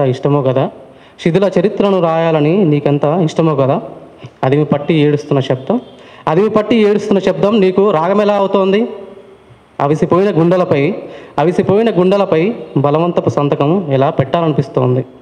ఇప్పుడు నీకొక లోకం కావాలి అంతేగా. సమాధులను అందంగా కట్టి నిశ్శబ్దాన్ని ఏలే లోకం కావాలి అంతేగా. రా మధ్యధరా సముద్రం అంతా రక్తంతో నిండింది. తోడుకొని బలమైన కోటలు కట్టుకో. బుల్లెట్లు నాటి శవాల పంటను తీస్తున్న నీకు పెట్టుబడిదారీ సామ్రాజ్యవాద మందులు ఎంత దిగుబడిని ఇస్తున్నాయో కదా. మద్దతు ధర ఎంత గరిష్టమో కదా. మీలో ఎవరైనా ఒక్కరైనా నా చిరునామాను భద్రపరుస్తారా? వాడు తెల్లని పాస్పరస్ చల్లకముందే అంటుకున్న ఈ మట్టిలో దయచేసి ఖననం చేయండి. పాలకు ఏడుస్తున్న నా బిడ్డ పొట్టను రక్తంతో నింపలేను. ప్రజల కోసమే యుద్ధం అంటే నమ్మను గాక నమ్మలేను. ఇంకో కవిత శీర్షిక జల్లు కురుస్తుంది. ఈ గ్రామీణ ప్రాంతంలో ఉన్నటువంటి ప్రజలందరికీ కూడా ఈ కవిత కనెక్ట్ అవుతుంది. ఎందుకంటే వర్షం పడుతున్నప్పుడు మనందరికీ కూడా పెంకుటిల్లు గుణ పెంకులు అలాంటివి ఉంటాయి కాబట్టి ఆ పెంకులు పైల సందర్భంలో వాటి నుంచి వచ్చే వాటర్తో మన ఇల్లంతా తడిసిపోయి మనకు వర్షాకాలం వచ్చిందంటే ఒక పక్క సంతోషం ఉంటుంది, ఒక పక్క చాలా బాధ అయితే ఉంటుంది. అలాంటి నేపథ్యం ఉన్న కవిత. ఆనకాలం వస్తే మనసు చిత్తుపడవైతుంది. ఎండిన చేతులకు పనిమలకలు వస్తాయి. దుక్కి దూప తీర్చుకుంటుంది. గదంతా ఒక్క రోకు ఇంకో రోకు గుబులు దినం పొద్దుపడుతుంది. పొక్కిలైన పెంకులు గుండా చుట్టం ఇంట్లో జ్వరపడుతుంది. 10 దిక్కుల జల్లు పడుతుంటే 4 దిక్కుల చేరి పెయ్యి దాచుకుంటాం. ఇల్లు లెక్కనే గుండె జల్లడవుతుంది. గప్పుడు గూడు జారిన పిట్ట లెక్క దుఃఖం రాగమెత్తుకుంటుంది. ఇల్లు పాడుగాను పొక్కల పడ్డ శత్రయింది. 4 గిన్నెలన్నా లేవాయే 2 దిక్కులన్నా కురిసేకాడ పెట్టేటోని. బురద అయింది. ఎట్లా ముడుచుకుపోందము మనసు ఎట్లా నిమ్మలమవుతుంది. అమ్మయ్య అమ్మయ్య ఆనైతే తెలిసింది ఇరామా అనుకుంటే మట్టి గోడ కూలి మా గుండెని పూడ్చింది, మట్టి గోడ కూలి మా గుండెని పూడ్చింది. అయ్యో భగవంతా బతుకు మీదనే పిడిగిపడుతుంది. గా పొద్దున కాళ్ళు మొక్కిన తెల్లబట్టలోడు రాని వాని మీద ఈ మట్టెత్తి పోస్తా. గా పొద్దున కాళ్ళు మొక్కిన తెల్లబట్టలోడు రాని వాని మీద ఈ మట్టెత్తి పోస్తా. గాలికి కొట్టుకుపోయినా రేకు లెక్క కాలే కడుపు కొట్టుకుపోతే మంచిగుండు. గా ఫోటోలు వీడియోలు తీసేటోళ్ళు జరా మా ఇంటిని చూపెట్టుర్రి. గప్పుడైనా పెద్దసారు డబుల్ బెడ్రూమ్ ఇల్లు కట్టిస్తాడేమో అసుంట పోయేస్తా. పొట్టి బర్రే పల్లబర్రే మచ్చలావు ఎల్లెద్దు ఆనకు దర్శి ఎట్లున్నాయో బిడ్డలు.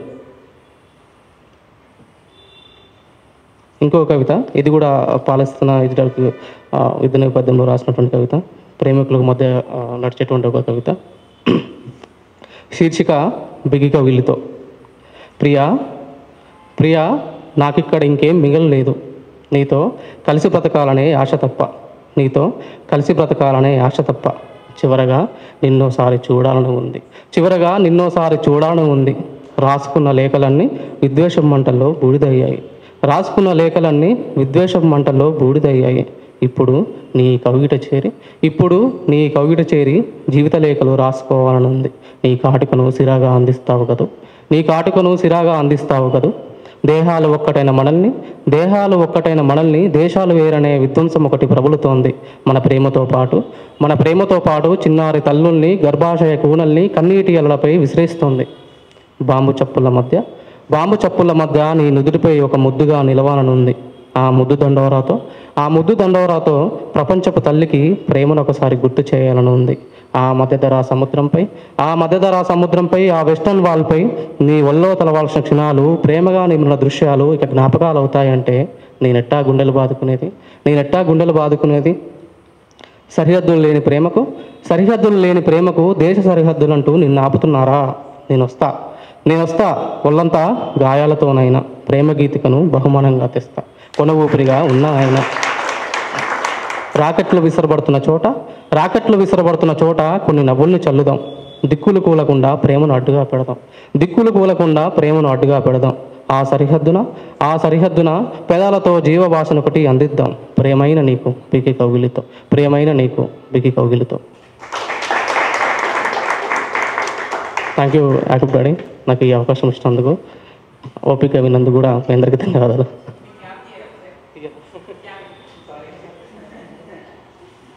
అది ఆయన స్టైల్.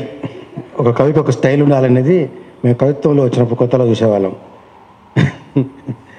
అయితే మహేష్ వేల్పుల ఒక కొత్తగా కవిత్వం రాస్తున్న వారికి ఏ చూపు ఉండాలి, ఎటువైపు నడవాలి అనేది స్పష్టంగా తెలిసిన కవి. కాకపోతే రాకెట్ లాగా పరిగెత్తాల్సిన అవసరం లేదు. కవిత్వం చదివేటప్పుడు కవిత్వం ఎంత నిదానంగా, ఎంత నిమ్మలంగా చదివితే అంత నిమ్మలంగా వచ్చి మా మెదట్లో కూర్చొని ఉదయాన్నే తగులుతుంది. నువ్వు ఎంత మంచి కవిత్వం రాసినా అంత స్పీడ్గా చదవకూడదు. కవిత్వం చదవడం కూడా ఒక కళ. మాకు కూడా తెలియకుండా స్టార్టింగ్ అట్లా చదివేటోళ్ళం.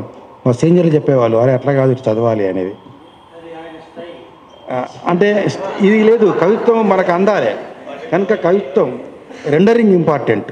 ఎంత మంచి కవిత్వం రాసినా చదవడం రాకపోతే ఆ కవి విఫలమైపోతాడు. స్ట్రక్చరల్ ఇంజనీర్ ఒక కొత్తగా రాస్తున్నప్పుడు మనం ఏ విధంగా అంటే చూపు కానీ నడక కానీ బాగుంది, అతనికి కృతజ్ఞతలు. ఇప్పుడు ఈ Nizam college student P Venkatesh, రండి వెంకటేష్.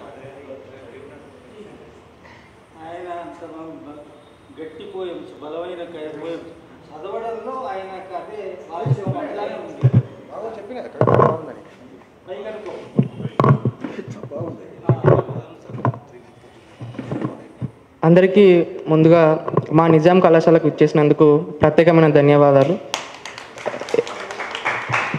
ఇంతటి గొప్ప కార్యక్రమం మా కళాశాలలో జరిగిందనే గర్వకారణంతో నేను నా యొక్క కవితని మొదలు పెడుతున్నా. ముఖ్యంగా ముందుగా నా గురించి చెప్పే ముందు, ఎంతోమంది సాహిత్య పాఠకుల యొక్క సాహిత్య ఆకలిని తీర్చి మరి ఇంకొంతమంది పాఠకుల్ని హక్కున చేర్చుకునే సొగసరి గడసరి అయిన ఈ 2 తరాల కవి సంగమానికి తండ్రి వ్యవస్థాపకుడైనటువంటి యాకోబ్ సార్ గారికి నేను ఎంతో హృదయపూర్వక నమస్కారాలు తెలియజేస్తూ ఇలాంటి కార్యక్రమం పెట్టినందుకు ఎంతో అభినందనీయంగా ధన్యవాదాలు తెలుపుతున్నాను. కానీ వ్యవస్థాపకుడు తండ్రి అనేవాడు ఉండాలిగా. బిడ్డ మీకు 2 తరాల కవి సంగమం నేను ఫీల్ అవుతున్నా. ఇంకా రెండవది చెప్పాలంటే ముఖ్యంగా మమ్మల్ని వెన్నంటూ నడిపి చంద్రయ్య సార్ గారికి ఆయన గురించి చెప్పడానికంటే మా నిజాం కళాశాల ఒక కైలాసం అయితే ఆయన సాహిత్యం ఒక నిలవంకన పెట్టుకొని ఉంటాడు అనమాట.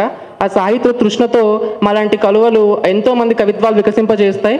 నిజంగా ప్రత్యేకమైన ధన్యవాదాలు తెలుపుతూ నా పేరు పి వెంకటేష్, మాది ఉమ్మడి పాలమూరు, ఇప్పుడు జోగులాంబ గద్వాల జిల్లా నడిగడ్డ ప్రాంతం నుంచి వచ్చాను నేను. మాది గట్టు మండలం తప్పెట్లమర్స్ అనే కుగ్రామం, చాలా చిన్న గ్రామం మాది. సాహిత్యం అనే మాటకు అర్థం కూడా తెలియదు నాకు ఇంటర్ వరకు. చాలా చిన్న స్కూల్, పెద్దగా అలాంటి బయట ప్రపంచం గురించి అసలు అవగాహనే ఉండేది కాదు. ఇంటర్ కూడా చిన్నప్పుడు సాహిత్యం అంటే పేపర్ చదవడమే, ఎవరితో బర్త్డే ఉన్నా లేదా ఏదైనా పండుగ ఉన్నా నిజంగా సోదరుడు చెప్పినట్టు చాలా కష్టపడి లేదా ఇష్టంతో రాసేవాడిని, వాళ్ళ మీద ప్రేమతో. అవి కవిత్వాలు అవుతాయని నేను ఎప్పుడూ అనుకోలేదు. అవన్నీ నా వ్యక్తిగతమైన నా ఆస్తిగా భావించేవాడిని నేను, కనీసం వేరే వాళ్ళకు కూడా చూపించేవాడిని కాదనమాట. ఇక 10th వరకు నేను పేపర్ చదివిన జ్ఞానంతోనే ముందుకు నడుస్తూ వెళ్ళా. చిన్నప్పుడేమో మా అన్న పేపర్ వేస్తూ ఉండే, దాంతో ఆ పేపర్ నేను చదువుతూ ఉండే అనమాట. ఒక రకమైన కాంక్ష, ఆ పదాలు అల్లిక నాకు చాలా మత్తునిచ్చేది. కొత్త కొత్త పదాలు కానీ ఇంకొంతమంది వ్యక్తులు దాంట్లో తెలుసుకోవడం కానీ చాలా మత్తునిస్తూ ఉండేది. స్కూల్లో కానీ ఏమన్నా కానీ మాట్లాడాలన్నా కొంచెం సిగ్గుతో ఉన్న పదాలు రాస్తూ ఉండేవాడిని, కానీ మాట్లాడేంత ధైర్యం ఉండేది కాదు. ఇంటర్ కాలేజ్ ఏమో పేపర్ బంద్ చేసిన తర్వాత అప్పటికే తెలంగాణ వచ్చి పాపం ఆకలిగా ఉన్న తెలంగాణకి దాహం తీర్చాలని చెప్పి ఐసుగడ్డ వేసారనమాట మొత్తానికి. మా ఊరికి వచ్చేసరికి అభివృద్ధి అని ఐసుగడ్డ కాస్త చల్లార్చి నీరు కాచిపోయింది. గొప్పవాళ్ళు రాళ్ళేసి రోడ్ వేయడం మర్చిపోయారు, దాంతో పేపర్ రావడం కూడా మర్చిపోయింది. నేను పేపర్ కోసం చాలా ఎదురు చూస్తూ ఉండే. వాడు రాకపోయినా సరే మేము 2 ఏళ్ళు అదే రాళ్ళ బాట మీద ఇంటర్ చేసిన. ఇట్లయితే కుదరదు అని చెప్పేసి నేను డిగ్రీకి వెళ్ళిన. మొదటిసారి నాకు సాహిత్యం పేపర్ మరోసారి దొరికింది అక్కడే. నేను చదువు ఇంకా డిగ్రీ వరకే చాలు, అంటే పల్లెటూరులో డిగ్రీ అనేది చాలా పెద్ద చదువు, ఇక డిగ్రీ వరకే చాలు అనుకుంటున్న నేపథ్యంలో నన్ను ఆయన గురువు కాదు తండ్రిలా ఆదరించాడు, తల్లిలా తిండి పెట్టాడు. ఆయన ఈశ్వర్ సార్ మా వార్డెన్ అనమాట. సో ఇప్పటికీ నేను జీవితాంతం రుణపడి ఉండేది మా తల్లిదండ్రుల తర్వాత ఎవరికైనా అంటే ఆయన ఈశ్వర్ సార్ మా వార్డెన్. ఆయన దగ్గర వెళ్ళడం, ఆయన పేపర్ ఎలా చదవాలి, ముఖ్యంగా వార్తలు ఎలా తెలుసుకోవాలి, అంటే మనకందరికీ ప్రజెంట్ ఉన్న కీ ఏంటంటే రాజకీయం ఎలా తెలుసుకోవాలి, మనుషుల్ని ఎలా చదవాలి, ఇప్పుడు వచ్చే ఆర్టికల్స్ ఎలా అర్థం చేసుకోవాలి, ఇంకా బలవంతాన్ని స్టేజ్ ఎక్కియడం, ఒకరి గురించి స్పీచ్లు చెప్పేయడం, అలా ఉన్నప్పుడు చాలా నేర్చుకున్నా అక్కడే. నేను స్కూల్ నుంచి రాస్తున్నది కాస్త చాలా గుప్తంగా ఉండేది, చాలా తక్కువ మందికి తెలుసు నేను రాస్తా అని. ఒక్కసారి హాస్టల్కి వెళ్ళేసరికి ఇంకా ఆల్మోస్ట్ అన్ని బహిర్గతం అవ్వాల్సి వచ్చింది బలవంతంగా, అది కూడా. ఇంకా దాని గురించి ఒక్కొక్కరు, నేను కవినేమో తెలియదు కానీ వాళ్ళందరికీ ఆత్మీయుని అయిపోయాను. అంటే వాళ్ళ లవ్ లెటర్స్ రాయడం, ముఖ్యంగా లవ్ లెటర్స్ రాయడం, ప్రపోజల్స్ రాయడం, దాంట్లో స్పెషలిస్ట్ అయిపోయాను. నాకు లవ్ లేదేమో కానీ మా ఫ్రెండ్స్ చాలామందికి లవ్ లెటర్స్ రాశాను. ఇంకా అలా సాగుతూ ఉండగా డిగ్రీకి నా చదువు ఫుల్ స్టాప్ పడిపోయింది. ఇక చాలు చదువు అని చెప్పేసి కుటుంబ పరిస్థితుల రీత్యా నేను హైదరాబాద్ రావడం జరిగింది. ఇక్కడే ఫార్మాలో వర్క్ చేశాను నేను దుండిగల్లో. వస్త్రకాలంలో నేను చాలా నేర్చుకున్నా. ఇంకా అక్కడ నుంచి మళ్ళీ మా సార్ దయ వల్లే ఆయన ఉండి వద్దు ఇంత చిన్న వయసులో ఉద్యోగం ఎందుకు, ముందు చదువు, దాని తర్వాత ఏమైనా చదువుతూ కూడా ఉద్యోగం చేసే వాళ్ళు చాలామంది ఉన్నారు, నేను కూడా అలాగే చేసా, ఒక్కసారి ప్రయత్నించు అని చెప్పేసి ఆయన ఆయనే రిఫర్ చేశాడు. ఏదో సబ్జెక్ట్ చెప్పండి సార్ అంటే, తెలుగు రాయి, బికాజ్ నీకు తెలుగులో సాహిత్య తృష్ణ చాలా ఉంది. ఇంకోటి, మా కుటుంబ నేపథ్యం ప్రకారం పల్లెటూరు అయినప్పటికీ మా కుటుంబంలో మేము అందరం చదువుకున్నాం, అందరూ డిగ్రీ. ఇంకా సో వాళ్ళతో పాటు ఉన్నటువంటి ఒక చిన్న ఆశతో వాళ్ళు తెలుగు చేయమనేసరికి సరే అని చెప్పి గట్టి కూర్చొని పీజీ చేశా. ఇప్పటికీ చిన్న బాధ ఏంటంటే ఓయూ రాలేదు, కానీ ఇప్పటికీ గర్వకారణం అనమాట నిజంగా అది వచ్చినందుకు. ఆ బాధ కంటే వచ్చిన గర్వకారణం ఎక్కువ ఫీల్ అవుతున్నా నేను. తర్వాత ఇంకా అందుకే సార్ గర్వకారంగా ఫీల్ అవుతున్నా. తర్వాత ఇంకో విషయం ఏంటంటే, నేను అక్కడ ఫార్మాలో వర్క్ చేసేటప్పుడు మాకు 3 షిఫ్ట్లు ఉంటుండే. సో ఒక షిఫ్ట్ రోజు మేమందరం తిరిగి వస్తున్నప్పుడు గుంపులుగా నడిచేవాళ్ళం మా చీకట్లో. ఫార్మా అనగానే అందరికీ దూరంగా ఉంటుంది, సిటీ అవుట్స్కర్ట్స్లో ఉంటుంది. అలాంటి టైంలో మేమే గుంపులు నడుస్తున్నాం. ఒక మినుగురు మాకు ఒంటరికి కనపడింది అనమాట. ఆ మినుగురిని మేము వెళ్ళి అడగలేకపోయాం, ఎందుకు నువ్వు ఒంటరిగా ఉన్నావు ఇక్కడ, ఏమైంది నువ్వు ఒంటరిగా ఉండడానికి కారణం అని చెప్పేసి. ఆ మినుగురు మేబీ ఇలానే తన కథ చెప్పేదేమో అని చెప్పి నా ఊహలోకంలోకి మీకు అందరూ స్వాగతం పలుకుతూ నా మొదటి కవిత రాత్రి మినుగురులు చదువుతున్నాను. ప్రతి రాత్రి మెరిసే మినుగురిని నేను ముస్తాబయ్యేది మానవ మృగాలను చల్లార్చడానికి.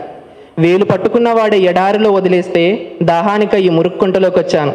తప్పని తెలిసినా తప్పని పరిస్థితి నాది. అదేం విచిత్రమో, ఉదయం నన్ను చీదరించుకున్న వాళ్ళే రాత్రిపూట బేరానికి వస్తారు. రోజు నన్ను నేను వేలం వేసుకుంటాను, నా ఇల్లు వెలవెలపోకూడదని. మనసు చంపుకొని ఒళ్ళమ్ముకుంటాను, నా కడుపున పుట్టిన వాళ్ళ ఆకలి తీర్చడానికి. దీంట్లో మనసుతో పని లేదు, నా శరీరంతోనే పని. నా శరీరంపై పడ్డ ప్రతి మచ్చ నేను ఎన్నిసార్లు చచ్చానో చెప్తాయి. ఈ కష్టాల కడిలి నా జీవితంలో ఉప్పు సముద్రంలా మారి నన్ను రోజూ కాల్చుకు తింటున్నా నాలో చిరునవ్వులు రోజూ వస్తాయి. లాభసాటి బేరాల కోసం నవ్వులు, పువ్వులు, పరిమళాలు కావాలిగా. లేని దానికోసం, రాని మార్పు కోసం నా కన్నీళ్ళను నేను వృధా చేసుకోలేను. రాత్రి అయింది, నా పిల్లల కోసం కన్నీళ్లతో నా కడప గడిగి వెళ్తున్నా, మరలా ఉదయం చూస్తానో లేదో అని.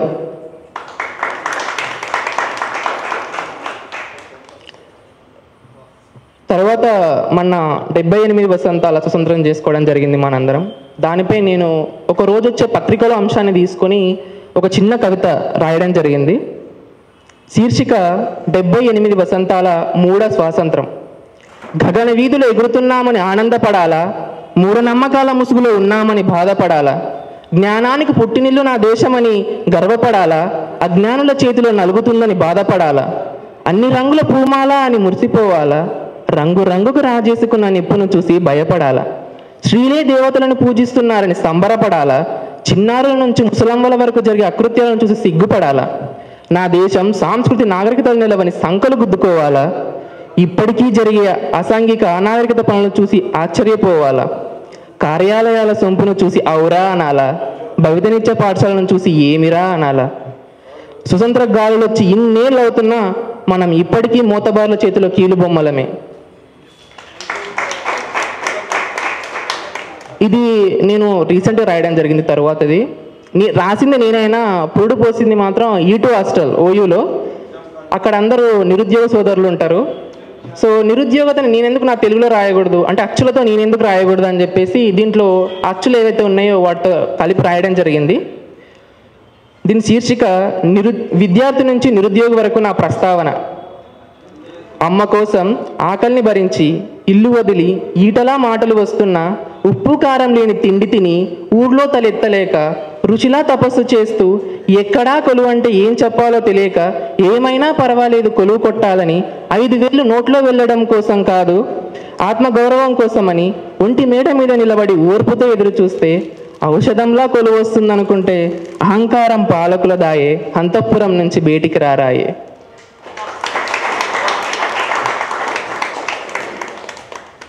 తరువాతది మా ఆవేదన. మేము రైతు కుటుంబం నుంచి వచ్చాం. మొన్న పడిన అకాల వర్షానికి 3 అంశాలు ఒకేసారి జరిగాయి. ఒకటి మా వరి చేను కింద పడడం, రెండోది మా ఇల్లు కూలడం, మూడవది నాకు ఎంతో ఇష్టమైన మా పొలం దగ్గర ఉండే మాడి చెట్టు కూడా పడిపోయిందనమాట. సో చుట్టుముట్టు తోటలు ఏవైతే ఉన్నాయో అన్నీ పడిపోయాయి. దానికి నేను రాసిన నా ఆవేదన ఇది. శీర్షిక అకాల వర్షం. అకాల వర్షానికి ఆకలి ఎక్కువ అనుకుంటా, అన్నదాతల రక్తం తాగుతుంది. అకాల వర్షానికి ఆకలి ఎక్కువ అనుకుంటా, అన్నదాతల రక్తం తాగుతుంది. చెట్లకు రాలినవి కాయలు మాత్రమే కాదు, ఓ రైతు కలలు. అడ్డం పడింది వరిసేను కాదు, మా ఇంటి పెద్ద దిక్కు. ఇండ్లకు సౌడు ఇంకా వెయ్యనే లేదు, జల్లడైపోయింది మా ఇంటి సౌడి మిద్దే. రెక్కలు ముక్కల్లా పనిచేస్తే ఆ దేవుడు కూడా మాడొక్కల మీదనే కొడుతున్నాడు. మా కన్నీళ్లు చూసైనా ఈ వాననీళ్లు ఆగుతాయేమో.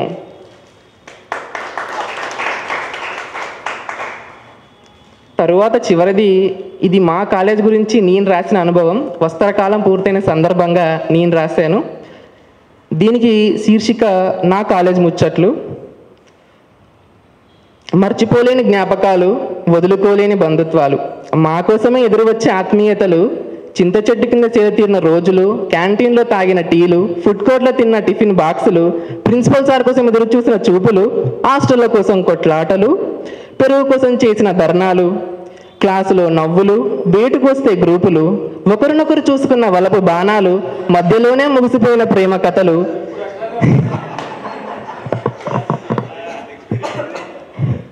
ఇంటర్నల్ కోసం పాటలు, సెమినార్ కోసం ప్రాక్టీసులు, ఎగ్జామ్ టైంలోనే చదువులు, బుక్లెట్ నిండా ఆన్సర్లు, సీనియర్స్తో ఆటలు, వచ్చే జూనియర్స్ కోసం కలలు. టీ పార్టీ నుంచి ఫేర్వెల్ పార్టీ వరకు ఉన్న ఈ కాలం కలకాలం మా మదిలోనే పదిలం. ఇక్కడ దొరికిన పరిచయాలే మా ఆస్తి, అడగకుండా దొరికిన ఓ వరం ఈ నిజాం కళాశాల. I'm proud to be A Nizamia. Thank you so much.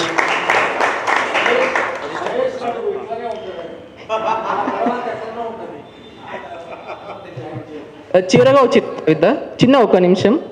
ఇది నేను ప్రేమలో సిద్ధాస్తుని అవ్వడానికి తార్పీది ఇచ్చిన మా మిత్రుల్లో ఒకరికి నేను రాసి ఇవ్వడం జరిగింది. నిజంగా ఆయన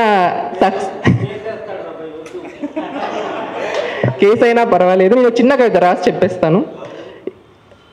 ప్రేమ అనేది ఎంత విషాదమో నాకు తెలియదు, కానీ నేను ఎప్పుడు ప్రేమలో వెళ్ళలేదు, కానీ చాలా మందికి రాసిచ్చానమాట.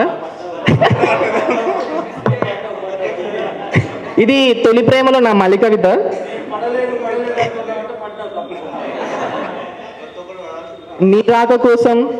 నీ రాక కోసం చైత్రానికై వేసే కోయిలను నేను, నీ రాక కోసం చైత్రానికై వేసే కోయిలను నేను, వసంతపు అందాలకై నిరీక్షించే కొమ్మని నేను, వసంతపు అందాలకై నిరీక్షించే కొమ్మని నేను, నల్లని మేఘాలకై ఆగే ఆకాశాన్ని నేను, నల్లని మేఘాలకై ఆగే ఆకాశాన్ని నేను, తొలకరి చినుకుల శబ్దానికి పులకరించే ధరని నేను, హిమం ఆశ్రయం కోసం ఆనందించే గడ్డి పరకను నేను, వేడి గాలులకు ఆవిరయ్యే అలను నేను, నా 2 శతాబ్దాల ప్రశ్నలకు దొరికిన ఓ 5 అడుగుల సమాధానం నువ్వు. Thank you so much. తను నా తొలి ప్రేమలో మలి కవిత ఇది. నాకు తొలి ప్రేమ లేదు, మలి ప్రేమ లేదు. మరోసారి గుర్తు చేస్తూ ఇంతటి అవకాశం ఇచ్చిన మా చంద్రేష్ సార్ గారికి ప్రత్యేక ధన్యవాదాలు తెలుపు ముగిస్తున్నాను. ధన్యవాదాలు.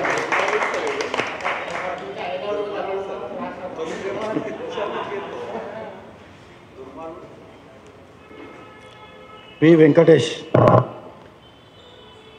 తెలంగాణ వచ్చిన తర్వాత ఎదిగి వస్తున్న తరం.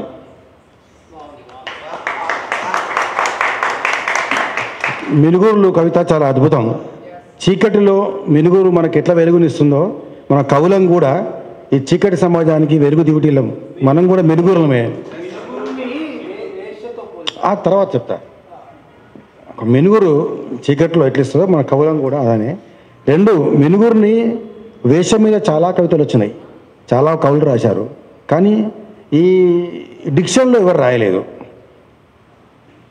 దాన్ని ఆలోచించి రాసిన చరిత్ర చాలా అద్భుతం. ఇప్పుడు ఈరోజు కవితలన్నీ కూడా సీనియర్ కవులు ఎట్లాగో బాగానే ఉంటాయి, మనం చెప్పాల్సిన అవసరం లేదు. ముఖ్యంగా ఇప్పుడు వర్ధమాన కవులు, కొత్తగా రాస్తున్న కవులే చాలా అద్భుతంగా ఉన్నాయి కవితలన్నీ కూడా. ఈ కవి సంగమము ఏం చేస్తుంది అంటే ఇట్లాంటి మినుగురులను ఒక దివిటీలుగా మారుస్తుంది. అవి దివిటీలు ఒక జ్వాలగా ఎగిసిపడతాయి. ఇప్పుడు మనకు ఈ Nizam college Telugu department assistant professor అంటే నాకు ఈ అసిస్టెంట్ తెలియదు, నేను non academic assistant professor doctor Chandrashekar గారిని వారి సందేశం ఇస్తారు.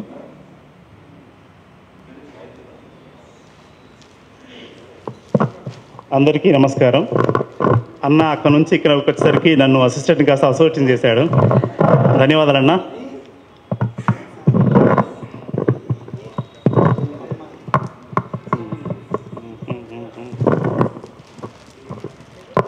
ఓకే, ఇది ఉండట్లేదు. ఇది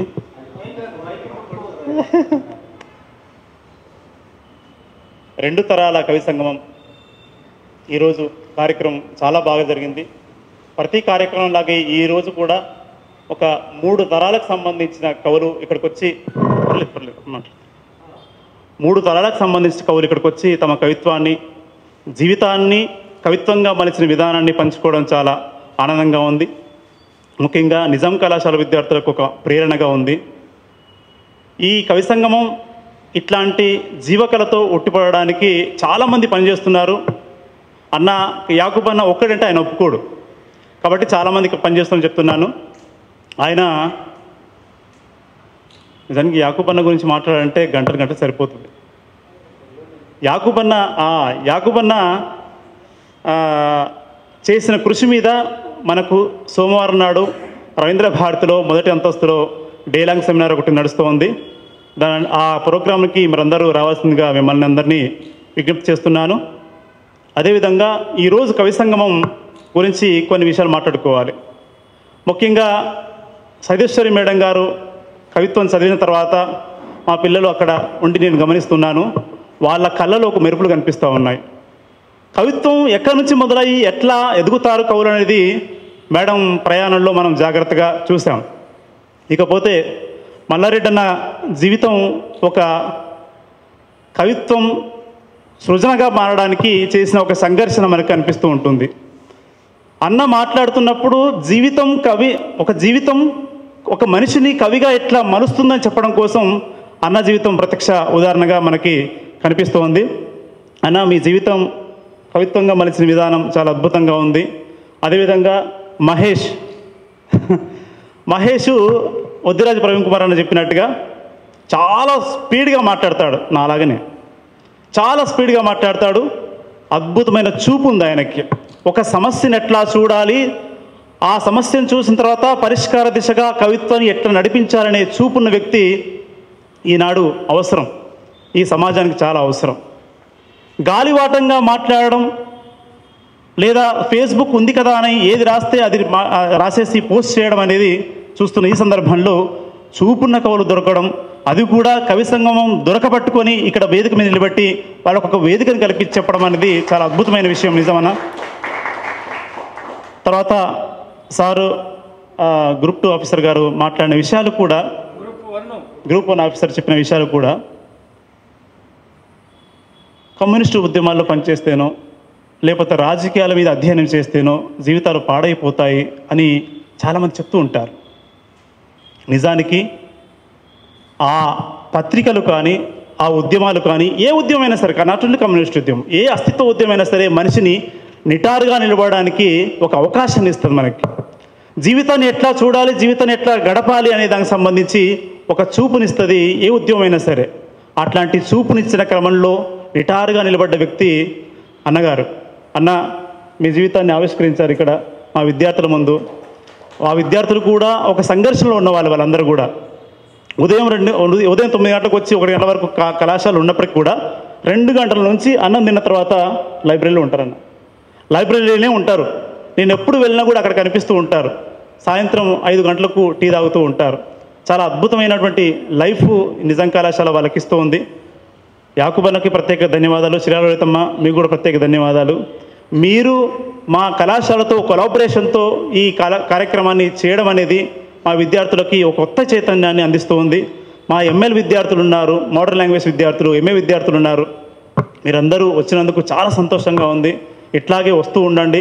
ఒక జవజీవం ఉన్నటువంటి సమాజం కోసం కలగందాం మనం అందరం కూడా. ఇదే సందర్భంలో సోమవారం నాడు జరిగే కార్యక్రమం కూడా మీరు అందరికీ రావాల్సిందిగా కోరుతున్నాను. ఉదయం 9 గంటలకు ప్రారంభమవుతుంది, సాయంత్రం 8 దాకా ఉంటుంది.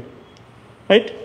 ఇప్పుడు ఈ కార్యక్రమంలో పాల్గొన్న కవులందరికీ కవి సంగమం తరపున ఒక చిన్న శాలువాతో లేదా టవల్తో సత్కరిస్తాం. మీరందరూ దయచేసి మన్నించవలసిందిగా కోరుతున్నాము. మా విద్యార్థి మిత్రుల గురించి ఒక మాట చెప్పాలి. ఆ అబ్బాయి పాలమూరు జిల్లాకు సంబంధించిన విద్యార్థి. ఆయనలో స్పార్క్ మీరు గమనించి ఉంటారు. ఎంత అలవోకగా విషయాలు మాట్లాడగలడో, ఎంత అలవోకగా కవిత్వంగా మలచగలడో అనే దానికి సంబంధించి చాలా ప్రేమగల విద్యార్థి. ఎప్పుడైనా సరే చాలా గౌరవంగా ఉండే విద్యార్థి. ఇక్కడ ఉన్న విద్యార్థులందరూ అట్లాంటి వాళ్ళే సార్. మా పిల్లలు చాలా మంచి వాళ్ళు. ఎప్పుడు నేను ఏ మాట చెప్పినా కూడా ఏమాత్రం మాట్లాడకుండా సార్ మీరు చెప్పారు అంతే మేము వచ్చేస్తాం అని చెప్పేసి గుంపులుగా వస్తుంటారు. ఒక్కరు రారు, ఇప్పుడు గుంపులుగా వస్తుంటారు. చాలా సంతోషం విద్యార్థి మిత్రులారా. మీరే నాకు బలం. నిజానికి మీరు లేకపోతే నేను లేను. ఏ విద్యార్థి టీచర్ అనేవాడు విద్యార్థి ద్వారా మాత్రమే గుర్తింపబడతాడు అనేది నేను ప్రబలంగా నమ్ముతాను. దానందరికీ మీరు ఒక సైన్యంగా వచ్చినందుకు చాలా సంతోషం. ఇప్పుడు అన్నగారు, నేను, మన వద్దిరాజు గారు వచ్చి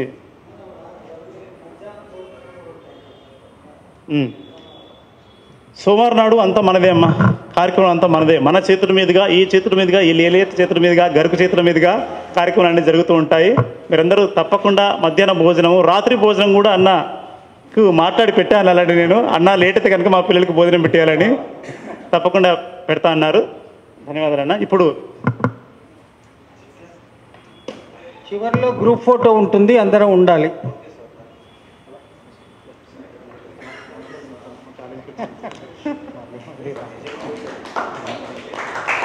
కవికో తువ్వాలు పోగు.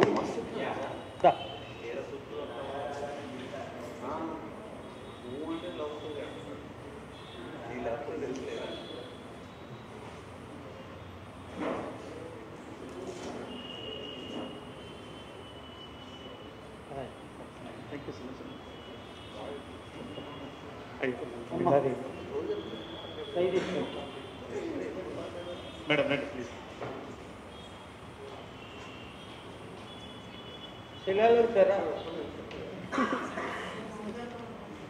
Thank you so much madam. Thanks for coming. బంగారు తల్లి బ్రహ్మాండానికి పోయిన్స్ ఉన్నాయి, బుక్ వేయాలి.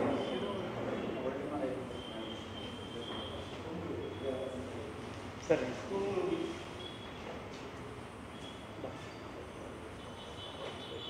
అన్న Soujanya Rao. Thank you so much రావడం చాలా సంతోషం. ఇన్స్పైర్ కలిగిస్తున్నాను.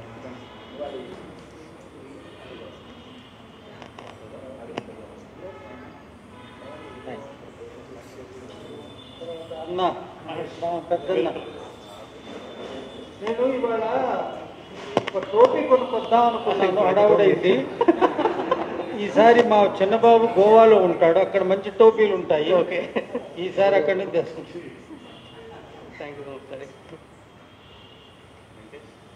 బంగారు కొండ ఏం పోయాం సార్, కొద్దిగా ఆగి ఆగి చదువు.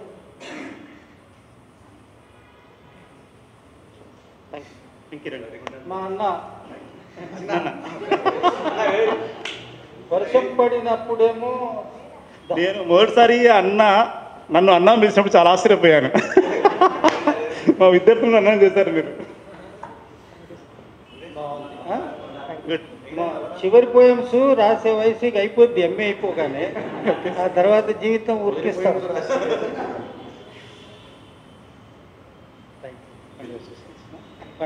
ఇప్పుడు మనమందరం ఇక్కడికి వస్తే ఒక గ్రూప్ ఫోటో తీస్తాడు, గ్రూప్ ఫోటో తీస్తాడు. అయిపోయిందన్న, ఇక అందరు వెళ్ళిపో.